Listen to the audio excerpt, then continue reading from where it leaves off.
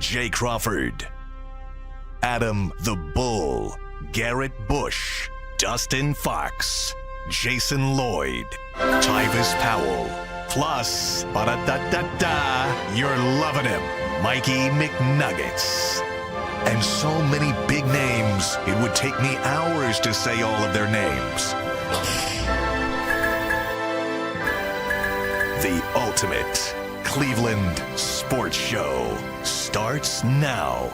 Booyah! Welcome, everybody, to a Wednesday edition of the Ultimate Cleveland Sports Show, along with G. Bush and Jason Lloyd. We made a big trade of hosts. We moved Jason into Wednesday. We moved Dustin into Thursday. Hey, look. A big trade going on this morning. Jason got the Japanese anime bang hanging down. Looking like Japanese. You out here looking like Future Trunks. Speaking of trades. It's been a hectic morning, G. Speaking of trades and speaking of hair, one of the shocking stories on today's Ultimate Cleveland Sports Show is Jameis Winston lets a white guy cut his hair. This is the most shocking news of the day. We'll get to that later. Cavs trade rumors later. Leroy Hoard later. Shaun King, will he defend Jameis Winston off that awful performance? Come on. We'll find out. Of course. We've got Mikey, Anthony, and Steve on the... Oh, do we have Anthony? I haven't seen him. He's working from home today. His body felt sore. For Christmas, we're going to buy Anthony a new body. All right. He's breaking he's down a mess. at 27. Yeah, and we're moving this weekend. That's right. We're You're helping moving Anthony his to his stuff. apartment, and he's already 2 days out. That's right. On the IL with the sore Mike body. and Anthony are like still of the age where you help your friends move. You know what I mean? Yeah. Like, I'm long past that. Hey, listen. Way past that. I told my mom. Yeah. All our major projects done in the house were done by Division I college linemen. Yeah. After I had my last surgery, I told her I walked up to her, shook her hand, and I said I've retired. Yeah, that's it. It's done. This is how I help friends move now. Hey, moving company? Yeah. Yeah. two men. This segment is sponsored by 2 Men in the Truck. I found a movie company that even packs your stuff. Oh, yeah. It's yeah. outrageously expensive. It is, but it's worth every dollar. Wow. Yeah. For me, it is. But we got a huge Guardians news. They make 2 trades. It's really a 3-team trade, but technically it's 2 separate trades. We'll get into that first, but first we talk to Mikey McNuggets. Yeah, it was a great transition, moving Anthony to moving players, and that's what we are starting today. You can tackle all your NFL action with FanDuel, America's #1 sportsbook. It's not just football, though. You can also bet on Major League Baseball, the NBA, NHL, anything you want to bet on, you can find it on FanDuel. And right now, new customers can bet $5 and get $150 in bonus bets if that first $5 bet wins. The FanDuel Sportsbook app gives you everything you need to place live bets on the NFL all in one place. So when you get a hunch in the middle of the game, you can check out the latest stats, view live play-by-play, and so much more on the same page where you place your bets. Just visit FanDuel.com/UCSS to join today. Never waste a hunch. Make every moment more with FanDuel, an official sportsbook partner of the NFL. So last night, I don't know when the news first broke of the first trade, maybe between 6 and 7. 6:30. Something like 6:30. Okay, yeah. The Guardians made what I thought was a shocking deal. I've been saying for a little time that Andres Gimenez contract for the Guardians is not going to age well, but So then why is this shocking? it was shocking because I wasn't expecting him to be traded. There have been no rumors about this whatsoever. I'm not Well, at but all. let's get into the details of the trade, then we can sorry. dive into it. So there you go. So the Guardians made this trade. They've acquired Spencer Horowitz and outfielder Nick Mitchell from the Toronto Blue Jays in exchange for Andres Gimenez. A couple hours later, I had already gone to bed, so I didn't see it till the morning. The Guardian, and there had been a rumor, I think Ken Rosenthal had put out that he'd heard that Horowitz might only be with the Guardians for a minute. And that's exactly what happened. The Guardians then sent Horowitz to the Pirates for Luis Ortiz, Luis L. Ortiz, because there's 2 Luis Ortizes in Major League Baseball. He is a Major League starting pitcher. He transitioned to the bullpen, or to the rotation last year. And then 2 young minor leaguers, Josh Hartle and Michael Kennedy, from the Pirates. So there you go. So those are the 2 trades. Obviously, I got a lot to say about it, but let's start with you, Jason. What do you think about the? It's really one trade to me, one 3-team trade. Yeah, I think Jeff Passan blew their spot up early yesterday. I think that's why it came out the way that it did. I think this was because the first part of it was a bit of a head scratcher. Yeah, just the way that it came. It was long and just how choppy it was. Yeah. I think that got out faster than they were expecting it to, which is why it turned out the way that it did. But anyway, I'm not at all surprised. I told you guys in October, What if it's Gimenez is the one that goes because of the contract and because he hasn't lived up to it from an offensive standpoint? Yeah. And obviously you saw Roki starting to figure things out a little bit in the postseason. Hopefully that continues because he's the shortstop now going forward. I think we all assumed Bazzana was going to be the second baseman. They would move Gimenez to short and Roki will be up out of here. That is not the case. Roki is going to be the shortstop now, and now you fill second base until Bazzana is ready. You presume at this point Bazzana will be the everyday second baseman at some point here in the future. So they were getting off the Gimenez money before that contract aged poorly. That's why I'm not surprised at all. I hated the Horowitz return. I don't like Spencer Horowitz. I didn't understand that part. He's a first baseman with no power. He's shown little power to this point. He walks a lot. Okay, great. They've got 100 other guys in the system like that. Yeah. He's 27. And I thought, man, that's the best you can do. And so I like what they ended up getting for it better than the Horowitz piece. I don't understand what Pittsburgh's doing. Like, I totally get what Toronto's doing. They got a great glove first player who has shown an ability to hit. He's fallen off the last couple of years. I totally get it from Toronto's standpoint. I get Cleveland's endpoint. I don't know why Pittsburgh would give up even a number 3 starter for Spencer Horowitz, but I guess maybe there's a gem in there that I don't see. Yeah. Luis Ortiz is the piece everybody's going to talk about right now because he'll be, I would imagine he's going to be in the opening day rotation at this point. I think Hartle could wind up being the piece down the road that winds up being the best piece in this, only because Hartle looks like exactly what the Guardians like. He's a soft-tossing command guy. He doesn't have a lot of velo, but he's got good command. There you see his numbers from his junior year at Wake. They're atrocious. He was phenomenal as a sophomore, and because he got hit hard his junior year, he dropped from a first-round pick to a third-round pick. The Guardians will get him in their lab. They'll feed him horse testicles and whatever else that they do. They'll add 3 or 4 miles an hour to his fastball. I think he sits at like 92 now. It wouldn't shock me at all if he's 96 by the time he makes it to the majors, presuming that he does. He's essentially not pitched to the minors yet. He pitched an inning and 2/3 in A ball. You're talking A ball. An A ball. He's not going to be. But he's not really an A ball guy. He's a college pitcher. Right, he's a college but he pitcher. won't be in the big leagues for a minimum of 2 seasons, maybe 3. Oh, this is why I love it. This is why I love coming up here and getting some of this work. He's an A-ball. He's an A-ball guy. But he was just drafted last year. Okay. It's like Bazzana. Bazzana was an A-ball. He's not an A-ball player. Man. But it is at least 2 years before he's in the majors. I don't know that it is. Well, he's a junior at Wake Forest. I know that, but he struggled his last year in college. He's got a lot to. You're probably not going to see him this year. You're probably not going to see him this year. I'll be best case scenario late 26, I think. So. Oh, I think earlier than that. You can see him earlier. Than we'll see. Depends how he progresses. And in terms of Ortiz, he's a guy who he's a middle to back end rotation guy, which they need at this point. They need somebody who's going to eat innings and get them through games. He dropped his changeup, picked up a cutter last year, dropped his arm slot about 9 degrees, I think, that's a significant drop. And by dropping his arm slot, it changed the shape of his slider. So he's very much a work in progress. Again, they'll get him in the lab. They'll change his pitch mix, I would imagine, maybe tweak his arm slot again. But just the fact that he changed quite drastically as a pitcher last year, and there's a lot of team control there with him, and we'll see what they've got. Right now, I think at best he's a mid-rotation guy, mid to bottom-end rotation guy, 3, 4, 5 starter. And that's something they need. RG, let the Guardians have it. You're angry right now. Go ahead. Middle. So you made all these gymnastics for a middle to low-end starter. Logan Allen is a middle to no starter. McKenzie is a middle to low-end starter. You got a bunch of those guys right now. From my perspective, I look at it strictly, the Guardians are masters at this. They are. They should be making the most money. The front office should be making the most money in the history of the game. Because when the ownership tells them, all right, guys, this is a salary dump, you figure out how to sell it.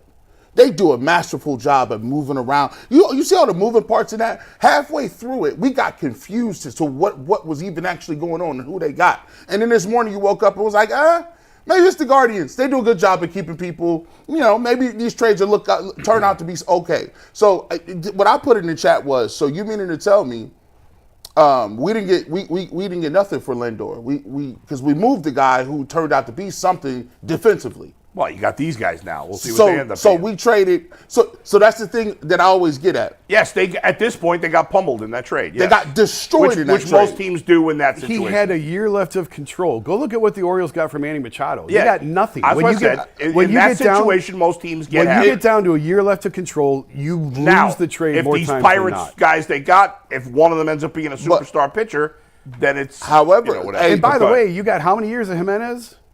What, 2, 3?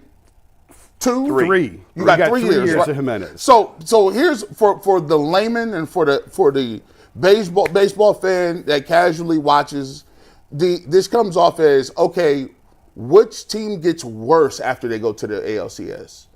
Well, the Yankees have gotten worse. Okay, but they obviously they got worse for a much better reason. It's that they weren't going to pay $750 million.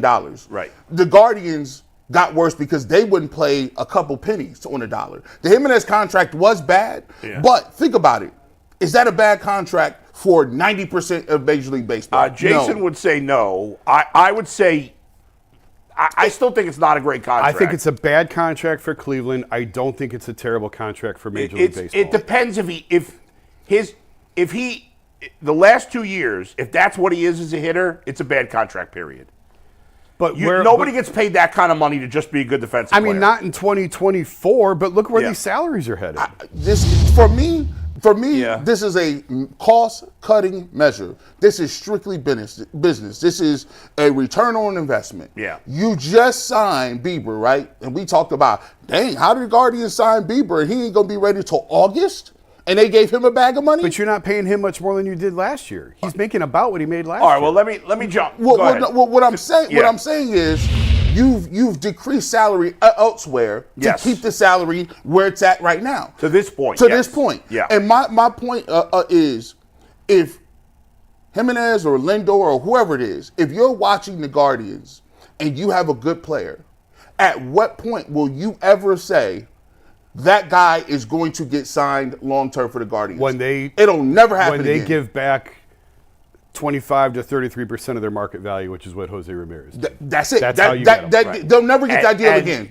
So if you like Bazana and he's good for 3 years, he's not signing. If you like Lindor, he's not signing. You got Bobby and Williams, Gavin Williams. If one of them plays or both of them are awesome, one of them is not signing here. Now, that's completely fair. It's completely frustrating if you're a fan. Now, I could counter that and say, well, despite that, they've been the most successful franchise in terms of consistently winning in this town. Now, ultimately, they haven't won the biggest prize. The Cavs get the edge there. But they've been a winning organization for a while now doing that. That doesn't change the fact that it's frustrating. I was accused in the last 12 hours of being an apologist for the Guardians and a hater of the Guardians. In the last 12 hours. You're probably both. And Right. you stink at both. So pick a side. Pick a fence. Yeah, right. Are you going to apologize for him or are you going to be a hater? So here's what I would say. There's two parts to this trade. One part is the money aspect of this. We'll get to that in a second. In terms of the talent, like on the Major League roster, are the Guardians a better team today than they were yesterday? No, not in my opinion. Now, I don't think they're significantly worse. I don't either. Because I don't Because the like front office Gimenez is good. as much as others. No, that has nothing to do with the front office. The minor leaguers are zeros. Until they do anything in the majors, they're zeros. They obviously have potential. Yes. For this year, they're complete zeros, and neither one has any chance of being in the majors this year. So, Major League roster today versus yesterday, I think the Guardians are slightly worse. In the long term, who knows? Obviously, these guys have potential. We've seen plenty of guys with potential, and the Guardians and other teams never pan out. So, we don't know what those guys are going to be. They're nice lottery tickets. Now, what I'll say about the money, because I saw a lot of people lauding the Guardians for saving money on this trade. I'm not in the business of lauding an ownership for saving money. The goal is to win, not to save money. The team that saves the most money doesn't win the championship. So if the Guardians, while I don't love Gimenez and I think people are overblowing his importance as a player because his defense is great, but his offense has been, outside of 1 year in the majors, below average. And he's not worthy of the money he's getting, in my opinion, based on what he's been as a player outside of 1 year. But I'll say what I've consistently said. if they made this trade to be able to allocate money to other places, whether that's signing an extension with Quan or Bybee or who knows, or it means signing a free agent. I'd like to sign Gleyber Torres. Yes, there's some outfielders that might be a better fit, but I think the Guardians have the ability. I don't know, they probably won't do it, but why couldn't they sign Gleyber Torres for 2 years and $18 million and add an outfielder? Their payroll would still be under $140 million. Is he really going to take a 2-year, $18 million deal? $18 million per year. Oh, I was going to say. And even that, would he, I mean, how old is That's he now? what 30? 27. Oh, he's only 27? He's coming off a bad year. Was the projection at MLB trade rumors, which I follow. They're very good. They are. They're very good. I would be surprised if he has to settle for a 2-year deal. Listen, he's a good player, not a great player. He's marginal defensively, but he's got great power for a second baseman. He does. Second base is not a high value position. But Jason, I don't care about the value of the position. I need power. Yes. I need hitters. Give me an outfielder who can hit the ball out of the park. Well, and why not can't we strike have out both? 35%. Can I have an outfielder and have him for 2 years? Not on this team. Well, no. we should be. We should demand that. You're not going to have an $18 million second baseman and a $20 million outfielder. If it's only 2 years, what's the big deal? Because of this year. The payroll. No, and the payroll has to go up from last year. It's not going to. I'm telling you right now, it's not going to. You're going to move this. You're going to move this shell over here. Yeah. And you're going to fill that spot over there. But it's December 11th, so we got a lot of offseason to go. When they get to opening day, from what I was told, I don't think that the payroll is going to be drastically higher than what it was last year. Okay, so but here's the thing: you just took $10 million away from Jimenez. If you move Josh Naylor, you just created a $20 million spot. Okay. So you can fill that. So but when you get to April, the number is not going to be drastically higher than what it was last year. It's just it could look a lot different. Okay, and there's part of us that has to say, okay, they're not going to spend the money, so how good can they be under these constraints? But there's another part of me that's like, well, even though I know it's not going to make a difference, I'm not giving them a pass for not spending more. I'm not giving them a pass. I'm just saying, like, you can yell and scream all you want. Right. The reality is the payroll's going to be where it was last year, very similar to it. They're very, very good at this. They understand the vitriol that goes to the Browns. They understand that people literally have this thing where they're going to crucify the Browns when they do something. They play off that very well because we take for granted that they don't have the money. They won't show the books. We don't know that for a fact. They just say we're not doing it. Oh, they have the money. They just won't spend it. So if you don't spend the money and you tell us every single year that the payroll is going to be this and we look around the landscape, what you're telling us is the only way that we win a championship is if we get lucky or you're counting on the fact that it's baseball. They put that in this business model where if you make the playoffs, you sell people, hey, anything can happen. There's Rangers a couple of years ago. But listen, I mean, the chances of that happening are below 10% if you're not even close to competitive in payroll. Which is why I believe baseball needs a cap. Because with a cap comes a floor. And you can start, you're never going to catch the Yankees and the Dodgers. Never. But it's not impossible. It's very rare to win a World Series with where the Guardians' payroll is. Yeah. It's very, very rare. Not impossible. Yes, they have to get lucky. That is true. But with the cap, brings a floor. And baseball is so stubborn and the players are so arrogant and they keep saying, we have the strongest union around and we will never agree to that. And guess what? You also have the worst relationship of any sport between the players and the owners. There's more distrust between the players and owners of baseball than any other sport. And I believe it's because there's no cap. The billionaires in this country scream about capitalism all the time, but they want socialism for their sports. Well, and I've sat in this chair a million times and said I'm as capitalist as they get every dollar you can. Yeah. And if I'm a player, of course I want to get every dollar I can. For the health and the betterment of the sport, we're having two different conversations. I believe baseball needs a cap. But talking about a cap in baseball is really no different than me complaining about the Guardians not spending because neither one's going to happen. But with a cap comes a floor, and then you have a minimum that you have to spend. Yeah, but that supposedly happens in the NFL, and it doesn't really. Teams don't. Well, here's the thing about the NFL. Green Bay and Kansas City can win a Super Bowl. Here's the thing about the NBA. Oklahoma City can win an NBA championship. Cleveland did win an NBA championship. True. Yeah. In baseball, Kansas City won a World Series. Yes. They did. So, But that's where I'm saying it's not impossible. It's just rare. The Guardians were one game away. They were. It's not. Again, it's not impossible. It's rare. how do you? I'm thinking about from a business standpoint and your customer base. Yeah. How do you sell this to people? How do you say, okay, I know that the athletes are going to drive the attendance, right? But we're going to sell you overall success over a general 10-year period compared to people in our market You know how size. you sell it, G? You know how you sell it? In July when you're in first place. Because this team dreads the offseason because they get pounded, exactly what we're doing today. They get pounded from October to March every year. And then they get back on the field, and by God, I don't know how they did it, but they're back in contention again. That's true. And it all goes away. But- and then the offseason comes, and we kill them again. But if they had better off seasons, they'd have better attendance. This team has such a razor-thin margin for error that they operate under. It's unbelievable that they do what they do. So what you're saying is they're not really trying to win.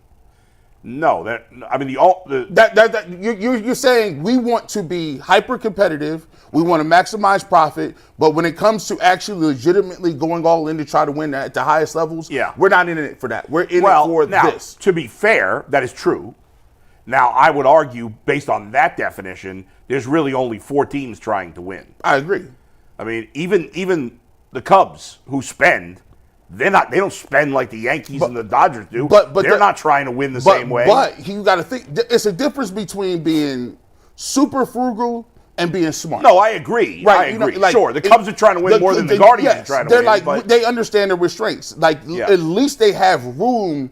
Like, for me, think about if this was any other sport. Think about it if the Cavs or the Browns got to the AFC Championship, NBA or Eastern Conference Finals, and then they got rid of one of their best players. I know they're not going to get there this year, but we may see T. Higgins walk out of Cincinnati and maybe see Jamar Chase, which would be criminal. So it does happen once in a while in those sports, but not in baseball. It happens all the time. But the Guardians and the Bengals are twins when it comes to sports. The Guardians are to the Bengals being cheap as the cheap. They are. It's always an outlier. The Bengals are not as well run as the Guardians, but they're money decently run considering their owner's cheap. They're money conscious as the Guardians. Big time, yes. Now, I'll give them credit. Listen, they come out 2 out of 3 times. They come out with the winning these trades. 2 out of 3, I give them that, right? But I will say this though, their track record of who to extend and who not to extend is not looking good. Zanino contract terrible. Well, that wasn't an extension. But the money they're signing people to. Yeah. Bell contract was bad. Yeah. The Gimenez contract was bad. Miles Straw contract bad. Yeah. They got the only the Ramirez contract is great. It's the only thing saving them. Yeah. Gimenez is the perfect example why I believe this team has shown hesitancy. They will not sign a guy before the first major league at bat, which is the new trend in baseball. Now these guys are signing before their first at bat because their agents have convinced players taking these pre-arbitration deals is bad business, and you're better off going year to year in arbitration, getting to free agency after year 6 or 7, and cashing in. Well, we saw it with Soto. And so now if you want to get these guys, you have to get them prior to their first appearance in the majors. And the Guardians have shown no inclination to do that. Or at least after their first year, unless it's a killer year. I mean, it's getting to the point with a lot of these guys, you have to sign them before their first. That's true, but most of those guys. But even with Gimenez, the point is, even with Gimenez, who had a great year, and they felt like, okay, here's a guy we can hitch our wagon to, right? And then he completely fell off a cliff offensively the last 2 years, and now it's. If he was a free agent this winter, Andres Gimenez, what's he making? $10 million next year? He would make $10 million next year in the open market. I wholeheartedly believe that. Yeah, but he wouldn't get a long-term deal. But it's like they're getting out in front of this now. Yeah. Because if you have to eat the money at the back end, right, now you have to take back. Like they got out of this before it got really, really bad. Right, but don't you agree they should spend money to replace that? Of course. Yeah. So like they created $10 million. And again, if they move on from Josh Naylor, I had somebody tell me that Naylor's going to be traded. so there's another. Yeah. I can't remember what he's on the books for next year, but I think it's around 10. Yeah. You just created $20 million. Yeah. Okay. Now here's Now Naylor is if you trade Naylor, that's a whole different ball game because that's a legitimate bat you have to It is. replace. Like Yeah. with Gimenez, even if they end up using Angel Martinez instead of Gimenez, right. You didn't get any worse offensively. Right. And when have they been Whereas great with at identifying Naylor, power? you bet. So right now they already need one big bat. If you trade Naylor, you need two. I think they view. I want to hear Manzardo's one of those two. I'm telling you, Manzardo's a half Yeah. of a replacement to Naylor. He gets you halfway there. I think in addition to Manzardo, you need two bats if you trade Naylor. Well, you have to fill the DH slot. And I just want to see an outfielder. They have one outfielder. And as far as I'm concerned, you have one everyday outfielder. Yeah, Stephen they might Kwan. trade Lane Thomas also. And by the way, this just signified to me, they're not signing Quan. You tell me this means they're signing Quan. Kwan's Yeah. already to arbitration. Yeah. Again, I believe you've probably missed the But window. Kwan's on an him. interesting guy, though, because he's the type of player who doesn't get a ton of money. But he's really smart. And he knows his value. Singles hitters don't get paid. I mean, he's a singles hitter and a Gold Glover. Look at the Bennett. By the way, Are we Bennett, sure he's a singles hitter? Yeah. I mean, he was hitting home runs at the beginning of the Yeah, year. but he's never hitting 25 home runs. If he gets to 15, if he can hit 300 with 15 home 15 runs, score 100 and a some Gold runs, Glove and a steal Gold bases? Glove, left listen, field Gold Glove, take it easy. He's not going to play. He's not going to make. But I'm saying $30 the million comp a for him year. is Andrew Benintendi, and that contract's been a disaster for the White Sox. Yeah. Like that's the kind of profile he has. So you agree? He's not. You I agree. don't think the Guardians going to. I think there's a agree. chance They've only tried. because of the type of player he is. They've tried with him. He's not getting. What kind of big contract is he going to get? What does he think he's going to get? He's don't not know. getting $25 million. I don't know what they offered him. I know they Yeah. tried. So yeah, and they're not. I mean, I was going to say that they're not locking it. Listen, And by the way, you mentioned Bybee. Yeah. I don't want him to sign Bybee. well, I'm done. Generally, starting I'm pitcher done with contracts are a extensions on disaster. pitchers. That's- I'm Hold, done. McNuggets. Yeah. Am I crazy?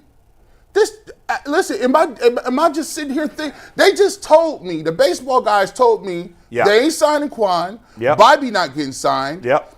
Josh Naylor about to be up out of here. Yep. What Let is? me respond to that with a question, then we're going to bring in Leroy. We'll get back Yeah. to more Guardians with Sasaki at the end of the show. But, Yeah. gee, to answer your question, are you surprised? what? No. There's Not- your answer. Not at this point, but I mean, I just feel like we're Guardians fans. We're little kids trading baseball cards. But we never get the Mickey Yeah. Mantle. We trading. We get the guys that are in every pack. Yeah, every pack. Yeah, the Dick Tidros of the world. That's a good point. One last thing real quick before Leroy. I think sometimes when Jason and I get in the weeds in these conversations, that's when we're having the conversations about they're not going to sign Quan. We're taking out, at that point, we're having that conversation with the acknowledgement, even though I don't like it and you don't too, but you're more accepting of it, I guess, that they're not going to spend serious money. We're not, like, they should be extending certain guys. I'm with you on the pitching. In general, extending extend a pitchers pitcher- in their 30s is like this Max Fried deal with the Yankees. It's going to be an awful deal. He'll have a couple of really good years for them. It's In the gonna be an long awful term, deal. it'll be a disaster. If you sign a pitcher to a 5-year extension, after his 30s, more times especially. than not, these guys are going to have Tommy John surgery at some Right. point. Now, if I could lock up... You just lost 2 of the 5 years. Right. That's true. You just lost 40% of But the contract to dead Stephen money. Kwan's a guy they should sign to Absolutely, extension. yes, 100%. they should. And they won't because... Well, they probably won't. I'd rather see Yeah. him in center field. I think he should be the center fielder. Absolutely. And put power bats in the corner spots.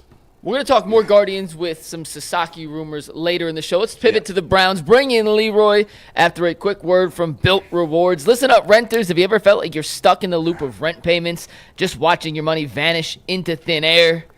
It's time to turn the rent game around and start earning some serious rewards. That's where Built Rewards come in. Built is breaking ground as the neighborhood rewards program that hooks you up with points on your rent. Every month, you can pay your rent and watch the Built points roll in. Use points to jet off on a dream vacation. Put your points towards a flight or hotel stay. With over 500 airlines and 700,000 hotels and properties, you can also use your points to book fitness studio classes, redeem them towards a future rent payment. They're designed to meet your lifestyle. You can pay rent hassle-free through the Built Reward app. Earn points by paying rent right now when you go to joinbuilt.com/LockedOnNFL. That is joinbuilt, JOINBILT, just like you see on your screen, /LockedOn. Make sure to use our URL so they know we sent you.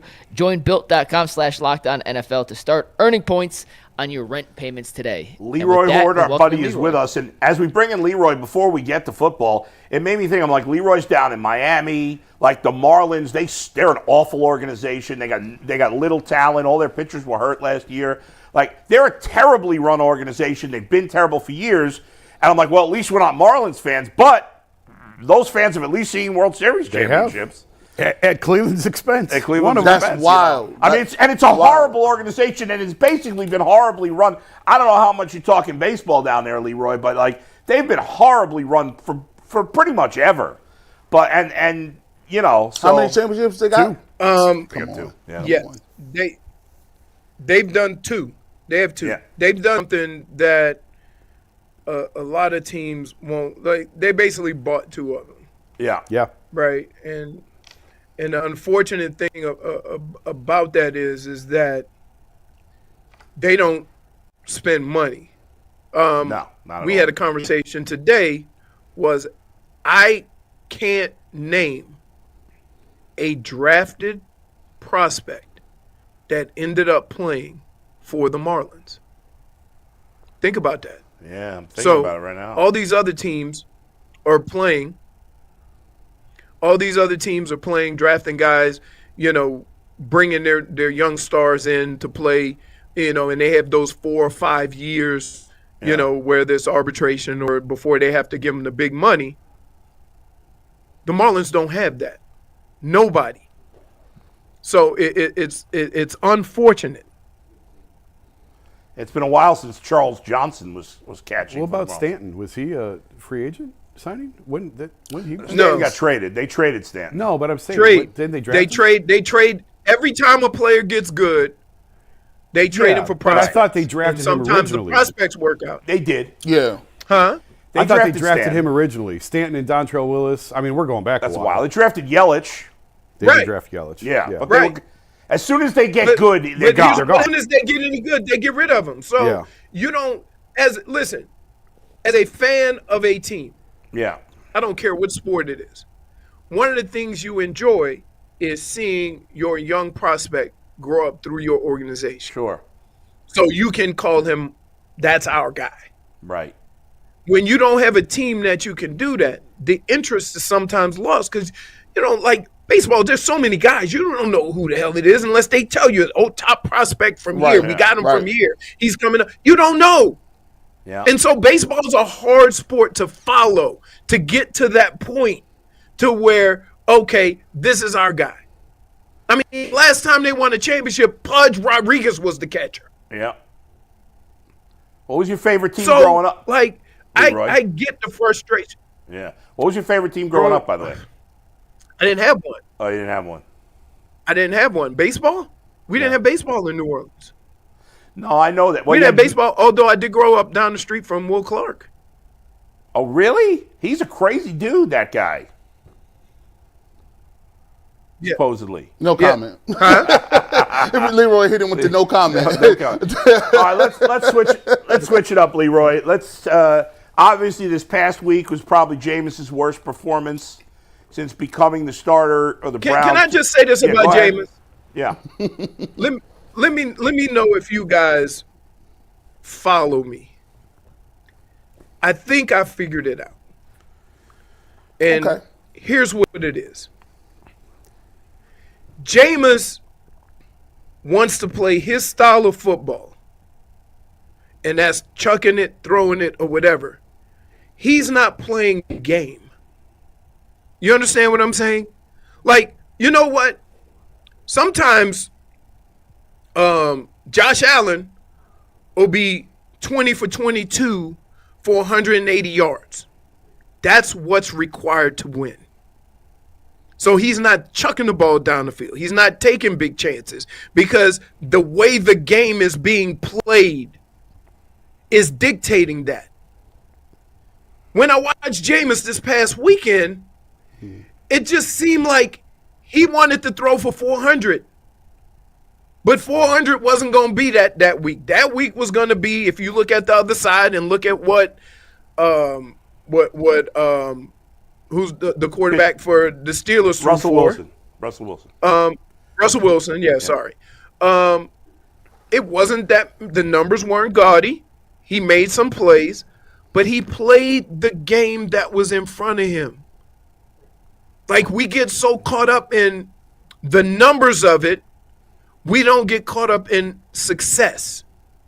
You see what I mean? And so from that standpoint, if I would have taken and been 65%, but only had 180 yards passing, that might have helped the team more. Leroy, you see what I mean? Let me jump in real quick, Leroy. I said this to Aditi yesterday. Right. I said this broke me with Jameis Winston because early in that game, you looked at both teams. You looked at Russell Wilson. Russell Wilson was struggling. He was throwing the ball. The Boo Birds came out a little bit. And I said, this is about to be one of them AFC North. The first person to get to 165, one touchdown, control the ball, make sure. But Jameis, instead of saying, okay, the screen ain't there, I'm double clutching, it ain't there, let me throw the ball in the dirt and live to fight another day. Because I know, as a game manager, I know what the other side is going against, and I understand the climate of the game. Let me at least get my team in a situation where we can play this type of football. That is identifying what type of game you're playing in, right? Like, I knew that there were games where our team as a whole was going to have 30 carries for 100 yards. Mm-hmm. And it's the 30 carries that's the most important part, not the yards. Because the 30 carries means you run it and be effective, and you were controlling the game, even though the numbers weren't there. Mm-hmm. Sometimes you got to get some of your best quarterbacks in the league tend to identify what type of game is going to be quicker and just play that game and win that game in front of them and not worry about the numbers. I think sometimes Jameis feels that he has to make a play, and the most important thing is keeping the ball.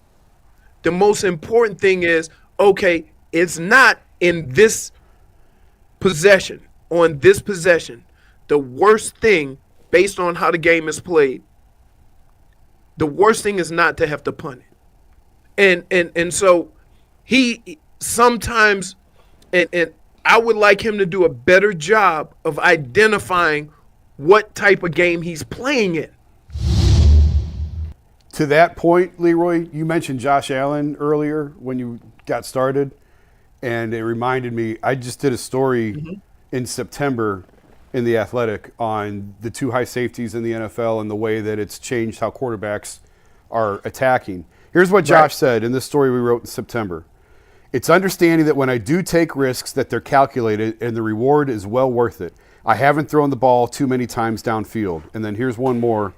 When we get into the red zone, we'll find more ways to get exotic and score because it's a little harder down there, but we're not going to do anything to put the ball in harm's way up until that point. I think it just speaks right into what you were just talking about. Right. Look, we all have a game plan. And we all, when you talk about what kind of game you're going to play on Wednesday and Thursday, it's a whole lot different when you're in that game on Sunday and the juices get flowing and you want to win and you want to make plays to win.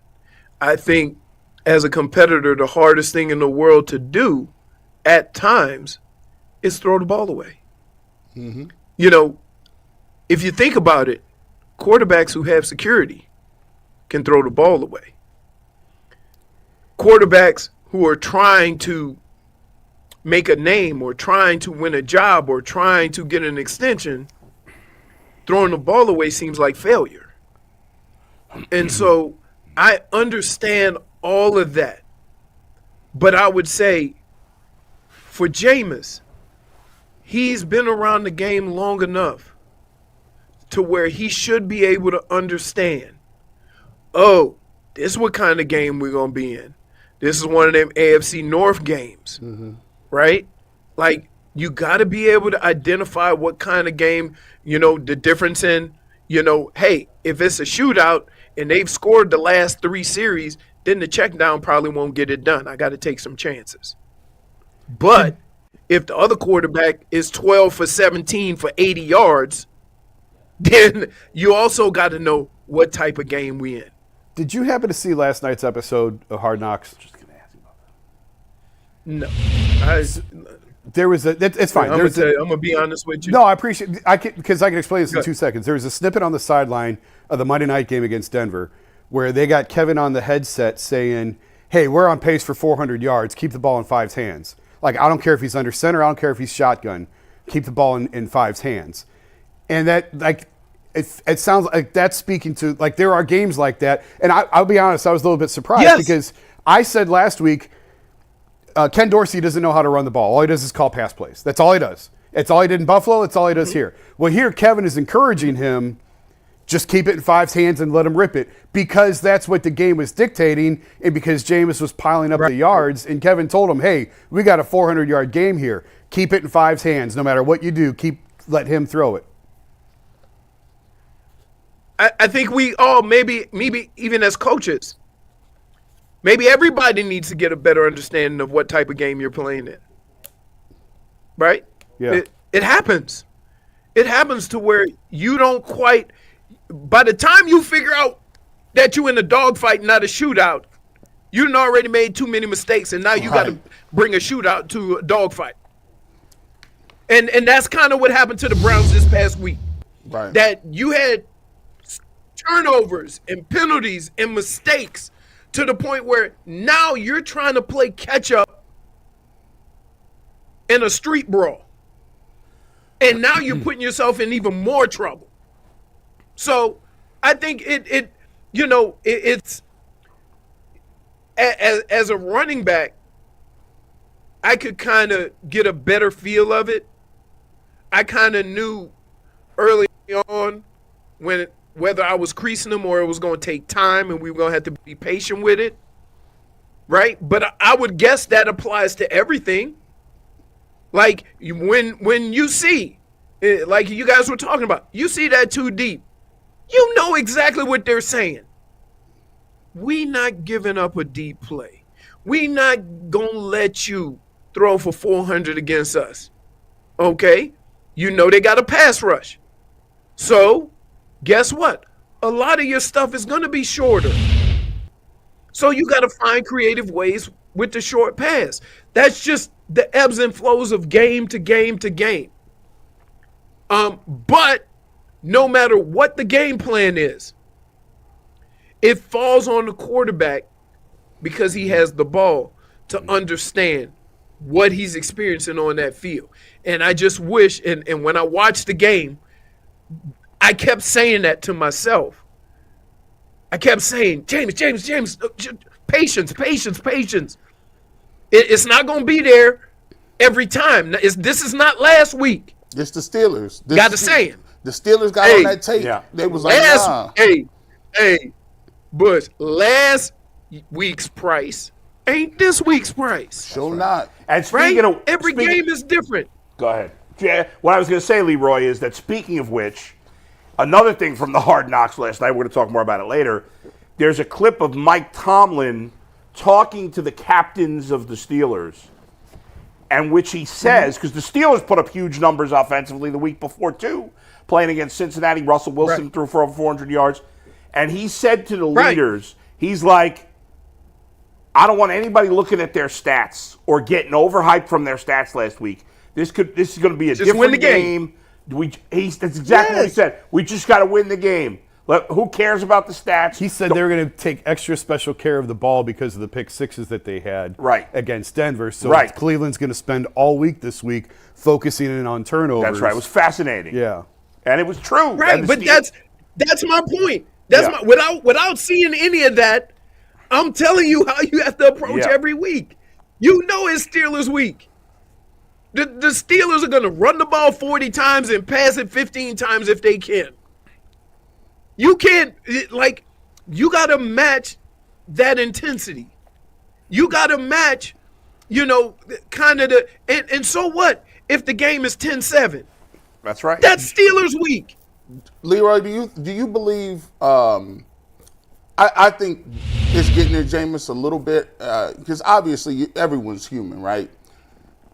Do you feel like Jameis feels like, hey, I got an opportunity to kind of stick here or to rekindle my career, and I understand that I got to overperform to make this thing work? You think he might be pressing a little bit to kind of prove that he's a guy? Yes. And that's what I said earlier. Jameis, a true leader, wins the game that's in front of him. At the end of the day, if you were 2 for 15, right, you can still stand up on that podium and say, we did what we had to do to win. Because that's the most important thing. And your team will understand and appreciate that. I just think that sometimes we get caught up in winning a certain type of way, and we forget that the main goal is winning. You see, one of the, and I remember last year, J.J. McCarthy threw 8 passes. I remember that game. Yeah. Right. And what they said after the game was, it's not about throwing for 300. It's about winning. And that is always going to be true. Like whatever sport you play, right? You watch basketball. Sometimes a team is beating you up in the paint, right? That don't mean you start chucking up more threes. They're going to tool you to death. You got to play their style of basketball. It's just like we've gotten so far away from winning. And now we concentrate on numbers, on analytics, on whatever. To the point where, like, do you understand that you're competing? Do you understand that I don't care what the analytics say? You got to get a feel for what your team can do and how they're competing. Every 4th and 1 ain't the same. 4th and 1 ain't no good if you've been getting your ass kicked up front. That's true. So for a coach say, analytics say go for it, you've been watching your team for 60 minutes. You know damn well they can't get 4th and 1. You see, I have the biggest problem I have in sports right now is what's going on with the Eagles. They are 11-2, and they call them dysfunctional. I'll take that. Who's calling it dysfunctional now at this point? I don't know that anybody's doing that. Did you hear the podcast? You hear the whole, Oh, you yeah, ain't just seen the whole A.J. thing Brown's about- comments? Well, then Brandon Graham came out on his own podcast Yeah. and said that A.J. Brown and Jalen Hurts aren't friends anymore, and there's definitely a rift between the two. Well, I mean, that's Like- their fault. That's not the analytics people's fault.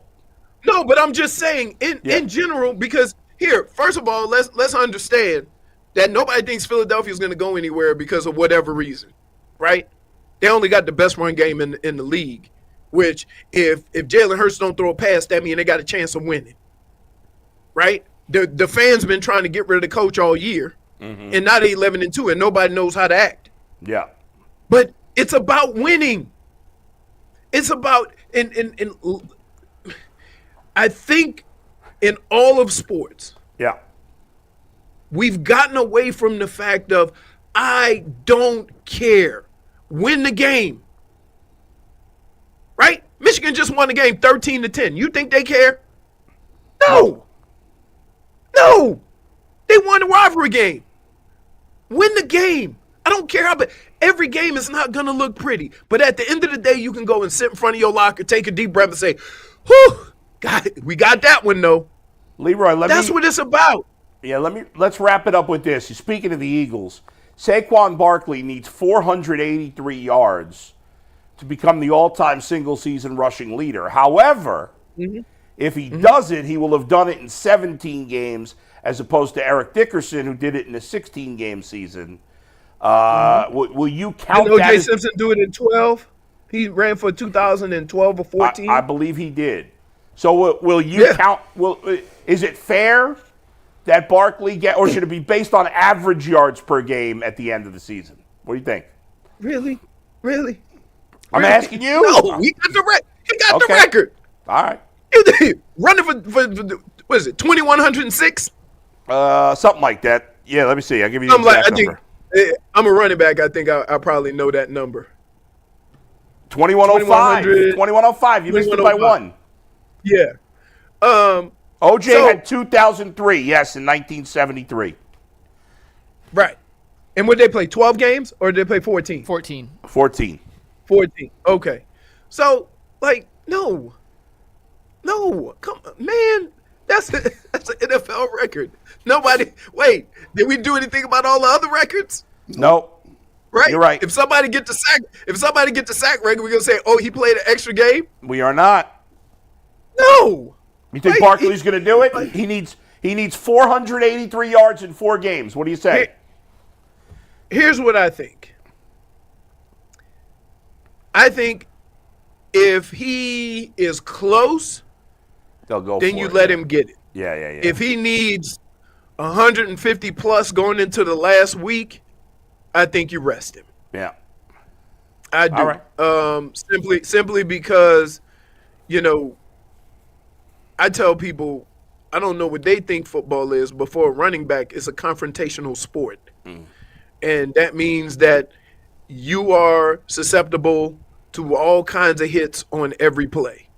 And it would suck, that you try to get a record in the last game of the season that you don't need and something happens. So, I wouldn't even do it. But, I mean, he's been averaging over 100 games a week.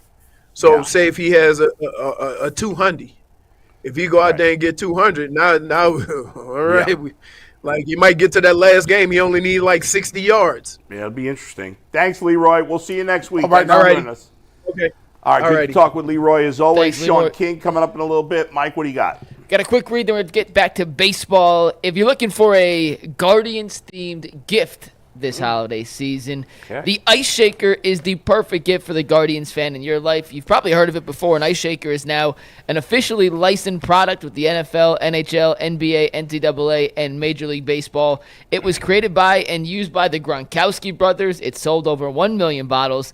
They've changed the game with the workout bottles, and this is the gift you've been looking for. Right now, if you go to iceshaker.com and use promo code LOCKEDONNFL, you can save 25% on your order at checkout. It has a patented twist and agitator that breaks up powders, but is silent when you shake it instead of that annoying ball metal sound. Plus, it's third-party tested and holds ice for 30 hours, and it makes for a great tailgating cup for mixed drinks as well. Order your team-branded bottles today at iceshaker.com. Use promo code LOCKEDONNFL for 25% off your order. Ice Shakers, show your support for your teams with the best branded workout bottles on the market, which is obviously the Ice Shaker. Bull, you tweeted this yesterday, and I wanted to bring this up, but Joe Wolf, who's the agent for Roki Sasaki, who we've talked about in the past, said that there's a chance that Sasaki prefers a smaller market with a smaller media pool, which is more similar to how he was, or how he's been brought up in the Japanese baseball system, as opposed to being with the team on the West Coast. You mentioned, and you've told us in the past, that the money is not necessarily an issue because they can only use so much of their international pool money. The you tweeted at the international Guardians, pool money, nobody gets more than, 10, 12 million in a year? Yep. I can't remember the highest amount. It's different per team. But it's whatever the highest amount is, it's not too much for the Guardians. Yeah. So go ahead. Yeah. So could the Guardians be a real player in the Sasaki sweepstakes if he actually is open to going to a smaller market with a smaller media contingent, a la Cleveland? So I mentioned a month ago when there was first talk. So Sasaki is considered like the next elite Japanese player. Yeah. Okay? And when elite players become free agents, the Guardians are never in the conversation. Right. However, this is a unique situation because Sasaki is not technically a traditional style free agent. When Yoshinobu Yamamoto came over last year, he signed a $300 million contract. Obviously, the Guardians aren't in the mix there. because he was a free agent in Japan. He was an older player. Sasaki has not reached free agency in Japan. So what happened is his team posted him, which is a system where it allows the player to be a free agent in some manner, but when he's posted as opposed to being a typical free agent, that money spent on that player comes out of every team's international player pool. And the international player pool is a very limited amount of money, which means that nobody could pay Sasaki more than like, I can't remember the exact amount, but it's at most $12 million, and it might even be less per year. Now, that's in the realm for the Guardians. But you still, a lot of times the Japanese players will go to big cities because there's Japanese people in big cities, especially on the West Coast and the Northeast. All right? Lesser degree Chicago. We don't have a large Japanese population in Cleveland. Neither do a lot of the other small markets. But when his agent suggests, he might be a little more comfortable, at least initially in America, in a small market. I mean, Jason, you know this better than anybody. You're not getting covered by the Guardians. You're getting covered by the Yankees or the Cubs or the Dodgers or the Mets. No. Like, it's another world. And if he's going to choose a small market team, you would think that the Guardians would be on the top of his list, considering what they do with pitching. Why not? I dismissed you a couple weeks ago. Yeah, you did. And now you're on board. Well, I mean, I would love to see him here. Yeah, I yeah. just didn't think it was realistic. Right. And I thought probably not also, but once I heard this, I thought it was. Yeah, I mean, of course you go after him, Yeah. sure. I just didn't think that there was any chance that they would actually come here. But if he's open to it, absolutely. Would you trade Andres Gimenez for Roki Sasaki? Yes. Bro, 2 seconds. listen, can they just offer the max? What's the max? I don't know. You could probably look it up, Mike. Every team. Now, here's the thing. You got to be careful. January 15th, and he's not going to sign until after January 15th. Or I don't remember the exact date. Sometime in January. That's when the 2025 international pool money starts. Most teams have used most of their international pool money for 24. Do you have the list of 2025 international pool money? I do. It doesn't seem right, but according to Baseball America, Yeah. on January 15th, 2025, your pool opens up. It Yeah. runs till December 15th, 2025. Yeah. It's $7.55 million. For the Guardians? It's the max. That might be it. That could be right. I might be wrong about If that could be right, then that could be right. I was thinking 11, 12 million, but I'm not sure. I mean, like, that's the one. I don't follow the international pool money numbers Max. like closely. So if the most anybody could pay him is 7.55 million, it's a no-brainer. I'm sure the Guardians have to be in the mix for Of course. Sasaki if he's interested in a small market team. I'm spamming the And max listen, button. again, he's Max. never played in the majors. We don't know for sure. But unlike when the Japanese players first started coming over years ago, and it was a little more like most of the high-profile Japanese players that have come over in recent years, they've all hit. Listen, Do we have an example of a Japanese player that's come over in recent years that hasn't been good? No. If you come over after Ohtani, I'm automatically assuming you're good. You're great. Yeah. You're automatically all-star. I'll figure it out. And this guy is, like he's an ace. And he hits. He's an ace. Does he hit? No, he doesn't hit. I mean, he might hit, but he's not going to hit. I'm going to He's just try. gonna be a I'm going to pitcher. try him. I'm going to try Yeah, I him don't know. as a switch hitter. Right, yeah. And listen, and at left field. But if they got in the mix for him, and then I like to be, I was, as everybody knows, I'm not as excited about the Bieber move because I think they need another pitcher and I'm worried about where he's going to be. But if you somehow got Sasaki, then I love the Bieber move because now he's just because in theory, I don't mean to get people too excited, but if you had Sasaki, Bieber, and Bybee for the playoffs, And Gavin Williams is your fourth starter, And Luis Ortiz. Luis Ortiz? Hey, listen, I need y'all baseball. Y'all got all these baseball contacts. Yeah. Y'all always texting all these people. I need y'all to figure something out here. I need y'all to spam these text messages to figure out this a thing. Yeah. Like, they need this. Don't hype me up Yeah. over here. Like, oh, we about to get this ball player. I'm sure all 32 teams want him. Jason, I need you to hit 30. them up. There's 30 You, teams, you not and all 32. your athletic people. Send emails Let's and go, DMs Jason. or whatever Get on the case it. may be, because we need them. We now know there's some invisible money. You've been hiding this international money from people like us, from the brothers. The brothers didn't know about no international money. You know what I'm saying? So now you're outed. We expecting you to spend from that little pot, bro. Stop playing around. We understand you now. If you're him and you'd be more comfortable going to a small market team, wouldn't the Guardians, just from a baseball standpoint, it'd have to be at the top of the list? You know, yeah. Tampa maybe, whatever, but Tampa. Like, if winning's important to you, yeah, and you want a small market team, right? Tampa, Cleveland, Kansas City. Yeah. But I would think Cleveland would be number one. And Tampa's got to play in a minor league stadium this year. Yeah. I don't know. You want to do that if you're him? All right. That's it for the baseball for today. Good stuff. Let's get back to the NFL with Shaun King. He's going to join us next. And then we're going to get to some Cavs after Shaun. That's right. We got more trade talk with the Cavs more trade later. Talk. Yeah. We're going to bring Shaun King in after a quick word from FanDuel, who is sponsoring our interview today with the former NFL quarterback himself. You can tackle all your NFL action with FanDuel, America's #1 sportsbook. Right now, new customers can bet $5, get $150 in bonus bets if that first $5 bet wins. The FanDuel Sportsbook app gives you everything you need to place live bets on the NFL all in one place. So when you get a hunch in the middle of the game, you can check out the latest stats, view live play-by-play, and so much more on the same page where you place your bets. Just visit FanDuel.com/UCSS to join today. Never waste a hunch. Make every moment more with FanDuel, an official sportsbook partner of the NFL. Before we bring in Shaun real quick, couple of injury notes. Don't do that, Bo. When we do a read, it comes up. It pops them up automatically. You can bring Shaun up. It's fine. I'm just going to read these couple of quick injury notes. Joel Bitonio and David Njoku not expected to practice today due to injuries. Bitonio back injury and Njoku hamstring injury. Let's bring in Shaun now. There he is. Shaun, how are you? What's up, fellas? I'm good. How are y'all? We're doing good. We were just talking with Leroy Hoard a little bit ago, and he made an interesting comment about Jameis. Obviously, Jameis had his worst game as a Browns quarterback this past week, and he made a really fascinating comment about. He said that his biggest concern about Jameis is that he feels like he doesn't have a feel for the game in terms of what type of game it is. Like the week before, you had to throw for 1,000,000 yards and put up all these big numbers to beat Denver. They didn't, but that was the type of game he needed to play. Whereas he felt like this had to be a much more conservative game plan, and it wasn't a game to be as aggressive, and he didn't have a good feel for that. What would you say to that?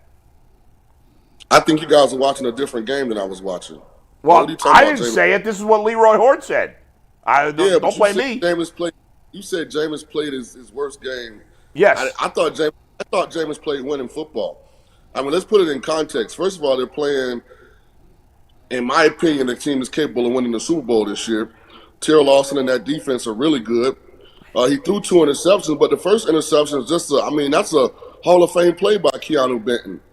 Hall of Fame. But he just laid it up there, Shaun. No, did you watch the whole play? Yeah, he lofted it up with 6 defenders. No. Go back and rewatch the play. It's a perfectly thrown ball to Nick Chubb. Keanu Benton is playing defensive tackle on a screen play. He rushes to the right, realizes that it's a screen, reroutes, is not even in the picture when Jameis throws the ball, cuts in front of Chubb and picks it. Like, it's a phenomenal play. Sort of like the week before with the one, I think it was Bentonio, I think. What was his name? Benito had from the Broncos. Like, that's a phenomenal play. And here's what's so crazy when people get focused on the quarterback position and they don't know how to evaluate it. If Dustin Hopkins, who's paid to make field goals, just makes his field goals, that's a 13-13 game. Jameis drove him down the field at the end of the first half. It's a 10-7, it's a 13-7 game at halftime, right? Dustin misses the field goal before the first half, at the end of the first half. It should be 13-10. Jameis drives him down the field to begin the second half. Dustin misses another field goal. It should be 13-13. Am I missing something? Then all of a sudden the Steelers go off and they got a lead. In the they end, take it to 27. Hold on. They take it. No, hold on a second. Go ahead. Because now they extend the lead to 27-7, and Jameis puts together a 14-15 play drive that ends in a touchdown to Njoku. I hear you, but in the end, he only got them in the end zone twice, and the second time was when the Steelers had a huge lead, so they probably were playing defense a little differently, no? Well, is it Jameis' fault that Stefanski and Ken Dorsey called the worst 4th-and-1 play in the history of football? Well, I don't know that they called it. I think it's possible Jameis changed the play, which he did. That play had 3 motions on it. The one where they motioned Jerome Ford back to tailback and handed the ball to him on some kind of little ridiculous, mini, outside kind of zone play and gets tackled for a loss. You know the play I'm talking about? Yeah, I know exactly the play. It was an awful play. Yeah. I don't know what the original design was, but what transpired is not what was called. Where the confusion was out. Stefanski said that after the game. That's not what we were supposed to do. So I don't know I haven't found out yet what the design was, but it wasn't that. Well, it damn sure looked like everybody was running the same play to me. They just didn't execute it well. So I would like Stefanski to clear that one up because I don't have me scratching my head. And I'm not trying to take blame off of anybody. I'm just saying if you really look at that game, I mean, I thought Jameis played winning football. I'll be honest with you. Elijah Moore got to run full speed. Say what you want, and I listened to the broadcast. I heard Tony Romo say Jameis should check that ball down. But listen, man, if I asked you was Elijah Moore running as fast as he could on the second interception, what would you say? I'll tell you what. I see David Njoku sometimes, and David Njoku. He's the worst route running tight end in football. He be walking a little bit. He be walking a little bit. Terrible. Now here's so some people. Now what do you say about this?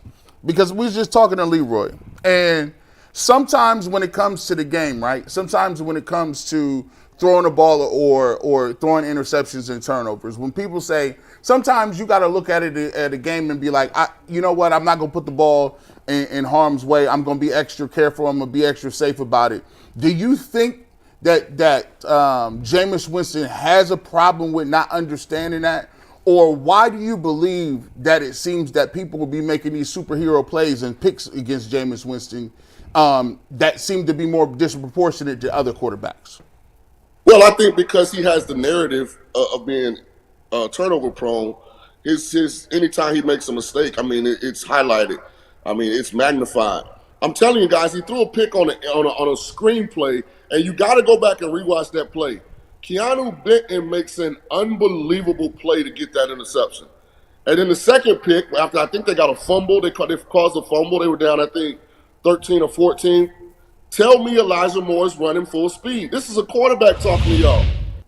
Elijah Moore is not running full speed on that seam route. He can run faster than that. And if he does, that's a perfectly thrown ball. He's going to waltz into the end zone for a touchdown catch. I got to go check it out. You got to go rewatch some of this stuff, man, because it's easy when you're watching the game on TV to get caught up in your emotions. It really is, especially when there's a predetermined narrative that already exists. But wait, Shaun, it's not a narrative. It's the truth. Jameis has. No, it's not. Jameis has more turnovers. Wait, hold on, Shaun. Jameis Winston has more turnovers since he came in the league per game than any player in the league. So watch this. All interceptions aren't the same. And here's what I mean by that. You know Brock Purdy from the Niners, right? Yeah. Brock Purdy's first year as a starter. I was doing a similar show in San Francisco, and everybody's ranting and raving about Brock Purdy. And I said, listen, Brock Purdy is the luckiest quarterback in the history of the NFL. He threw more balls in harm's way than anybody I had ever seen. But instead of getting picked, they were batted down. Every tip ball was dropped by the defense. So sometimes the turnovers, there is an element of fortune attached to it. Sure, but that's for every quarterback, Shaun. Every quarterback. I know, but what I'm telling you is, as when I watched the film, I didn't have a problem with either of the turnovers in the Browns game. I thought the D tackle made a all-time great play on the screen, and I thought Elijah wasn't running full speed on the seam route. And so to me, that's different. That's different than a guy throwing the ball into coverage right to somebody else. I guess is what I'm trying to say. And we're going to break down both those plays that will air on the WKYC show on Friday. We're going to look at Jameis's 2 touchdowns and 2 interceptions. Now I will say this. I thought there were some throws that he was inaccurate on. A lot of throws. That he missed. I thought the inaccuracies was there. Yeah. What do you make of there's a few plays where he sailed the ball, the football. Was it mechanical? Was it just he didn't understand the defense? Why do you think that he missed some of those throws early? I thought Terrell Austin did a really, really good job defensively of mixing up some looks. I thought the pressure bothered Jameis a little bit more than I had seen it bother him before, because all of his misses were overthrows. Mm-hmm. And he's normally super fundamentally sound. He couldn't step into a couple throws. I think there was one is 81 Woods. That's his name, Woods? Yeah, Michael Woods. Yeah, he overthrew 81 one time on the sideline. I thought he overthrew one more to Elijah. But other than that, I thought he played a real good game. And this isn't me capping for Jameis. I mean, you guys have had me on here all year. You know I'm a fair evaluator. I evaluated Deshaun Watson. I thought extremely fair the entire time. I'm just telling you, sometimes the narrative gets in the way of what actually happened.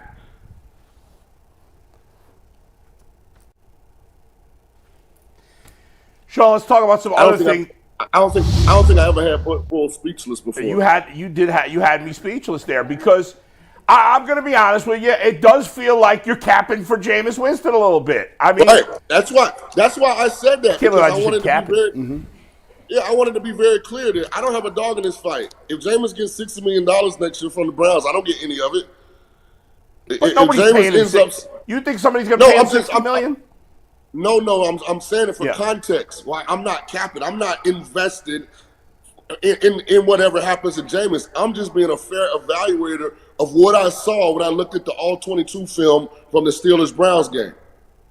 Fair enough. Let's talk about the fact that the Browns, obviously at 3-10, it's a completely lost season at this point.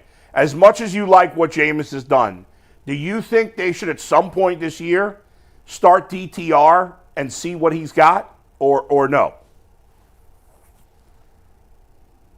I think the Browns got to make a decision on what they're going to do with Deshaun Watson. Well, let's hope they've already made that. Well, and in my opinion, if they have, then, because, I mean, Deshaun's having a good time. Shout out to Deshaun. That's a hell of a view. Can't imagine what that room costs. Man.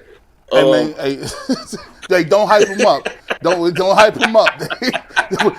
Do not hype them up. The kids was awake and in bed, and woke them up talking about I got a new video game for them. They out there going crazy now. Shaun, along those lines of that picture and him being in that spot, a lot of people in Cleveland lost their mind over it. A lot of people said it's not a big deal. You wanted him out of Cleveland. He's out of Cleveland.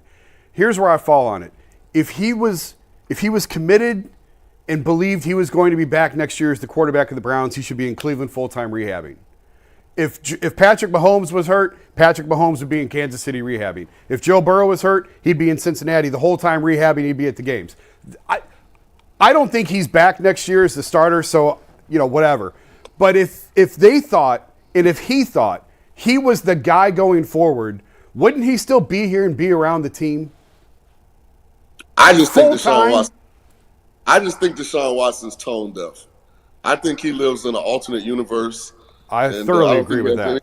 I don't think he has anybody around him to kind of, keep him measured. Because at the end of the day, I'm my brother's keeper, right? I went to battle with these guys. I'm going to be in the building even if I'm rehabbing. I'm going to be at the game even if I'm hurt because I'm supporting my brothers.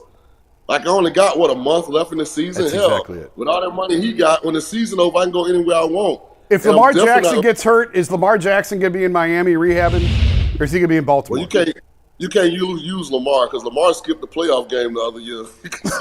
he was mad about his contract. You can't use Lamar. Well, he's being accused. He was accused of that. I don't know if that is that. I don't know that we know that for sure. Yeah. Okay. Believe what you see. I would say this. I thought it was distasteful to rub it in everybody's face by posting a video. Hey, man. I'm going to tell you this. I'm going to tell you how I feel about it. Look, and this is how Deshaun Watson probably feel about it. When y'all booed me, all bets are off.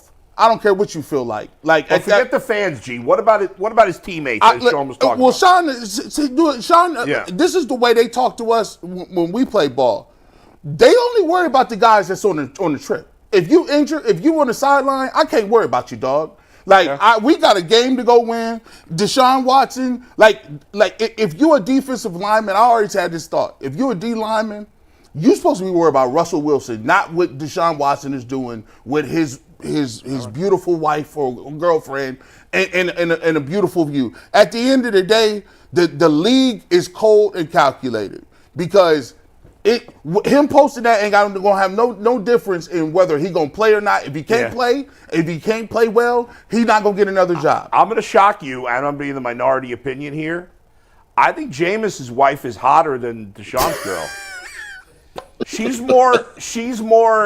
Jameis's wife is more. Are we really going to do this right now? I'm just giving my opinion. Jameis's wife is more girl next door. I'm sitting this one out. As opposed to supermodel, I think that I like that look better. Hey, listen, there's rules of engagement. I can't say nothing. It's all compliments. I'm not sitting here and rating another man's woman. You guys are soft. I'm sitting Sean this agrees out. with me. I know secretly he does, but he can't say it. Hey, they gonna revoke bull credentials. Hey, Sean knows this rules of engagement. I ain't never met Sean in real life. That's like me meet him for the first time and me say, listen, man, your wife, man, boy, I tell you, unacceptable. Sean, under no circumstances does that go down.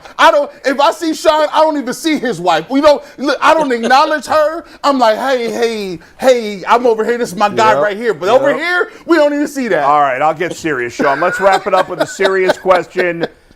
Is it acceptable that Jameis Winston's barber is white? Is that acceptable to you? Because I'm a little offended by it. Yeah, when you're from the South, there's some white boys that can cut. That's what I'm hearing. I didn't know this. And they can cook collard greens. All that. That's going a step too far. Collards. So a lot of the white people in the South are like part black anyway, like because they grew up around that culture. It's different down there, bull. Well, I mean, I grew up in New York City. South? Not the South, but I grew up in New York City. I wasn't around white people all the time. I was around, I can't cut G's hair. Those are aliens. People from New York. Like, are y'all even American? Hey, G, they can have 100,000 people on one sidewalk and won't nobody say hello, how you doing? Nothing. Cats getting beat up. No, that's not true. That's a false narrative, Sean. That is a false narrative right there. Bull, like, protect yourself. You let them punch you in the face. You can't walk around with the camera. That's annoying. Yeah. In the South, there gonna be 5 people on the sidewalk, man. They'll have your grandma name, your daddy, birthplace, and all that in the conversation. It's a different part of America down there. That's true. Oh, it is. All right, fair enough. Oh, it is. Sean, good stuff, man. We'll talk to you next week. Hey, happy holidays, fellas. Same All to right, you. man. All right. I can't believe Mike? We're going to get to some Greg Newsome injury news after a quick word from Built Rewards. Well, before you do that, Mike, we got to mention Tom Hamilton. We're going to save that for the end of the show. Okay, Tom Hamilton. Can I say it? Yeah, Hall of Fame. Tom Hamilton got in the Hall of Fame. Yeah, it's phenomenal. Congratulations. I thought he was already in. No, Fort C. Frick. He's in the broadcasting He's been a league. finalist multiple times. It's long overdue, but Yeah. great. Yeah. Great that he's in. We'll talk more about it later. Go ahead. We are going to get to it later, I promise. But we've all been frustrated sometimes, feeling like we're burning cash with rent payments. And it's frustrating. But here's the deal, guys. Built Rewards has figured out a way to make rent more rewarding. You can say goodbye to the money bonfire and hello to a renter's revolution with Built. Built is breaking ground as a neighborhood rewards program that hooks you up with points on your rent every month. Pay your rent and watch the Built points roll in. You can use points to jet off on a dream vacation. Put your points towards a flight or hotel stay with over 500 airlines and 700,000 hotels and properties. You can also use your points to book fitness studio classes, redeem them towards a future rent payment. They're designed to meet your lifestyle. Pay rent hassle-free through the Built Rewards app. Your rent game just got a major upgrade. Built points have been consistently ranked the highest value point currency by the Points Guys and Bankrate. Earn points by paying rent right now when you go to joinbuilt.com/LockedOnNFL. That is joinbuilt.com/LockedOnNFL, just like you see on your screen. Make sure you use our URL so they know we sent you, joinbuilt.com/LockedOnNFL, to start earning points with your rent payments today. Guys, Greg Newsome is headed to the IR with a hamstring injury he suffered against the Pittsburgh Steelers. Kevin Stefanski said moments ago that he will not require surgery, but him going to the IR means he's out at least 4 games, and that is the remainder of the season. He has a 5th-year option next season, and after that, there's no more years or money left on his deal with the Browns. Did they pick up his 5th-year option already? They had did. to. Yes. Yeah, right. So my question to you guys is, in theory, he could be back next season because of the fifth-year option. But Yeah. do you think that Greg Newsome has played his last snap as a member of the Cleveland Browns? Good question, G. You started off. Dang. Y'all going tough today. Is this his last game? Go right to the life points, huh? Okay. I mean, I don't think unless they decide they're gonna move. They already picked up his money. Like, Right. They'd have to trade him. They got to trade him, and I don't. What do you think you could get for? I don't know. Greg How Newsome? much is he getting on the fifth-year option? Do you know, It's Mike? $13.7 million. I mean, that's a lot of money for a, at best, average slot corner. Yeah.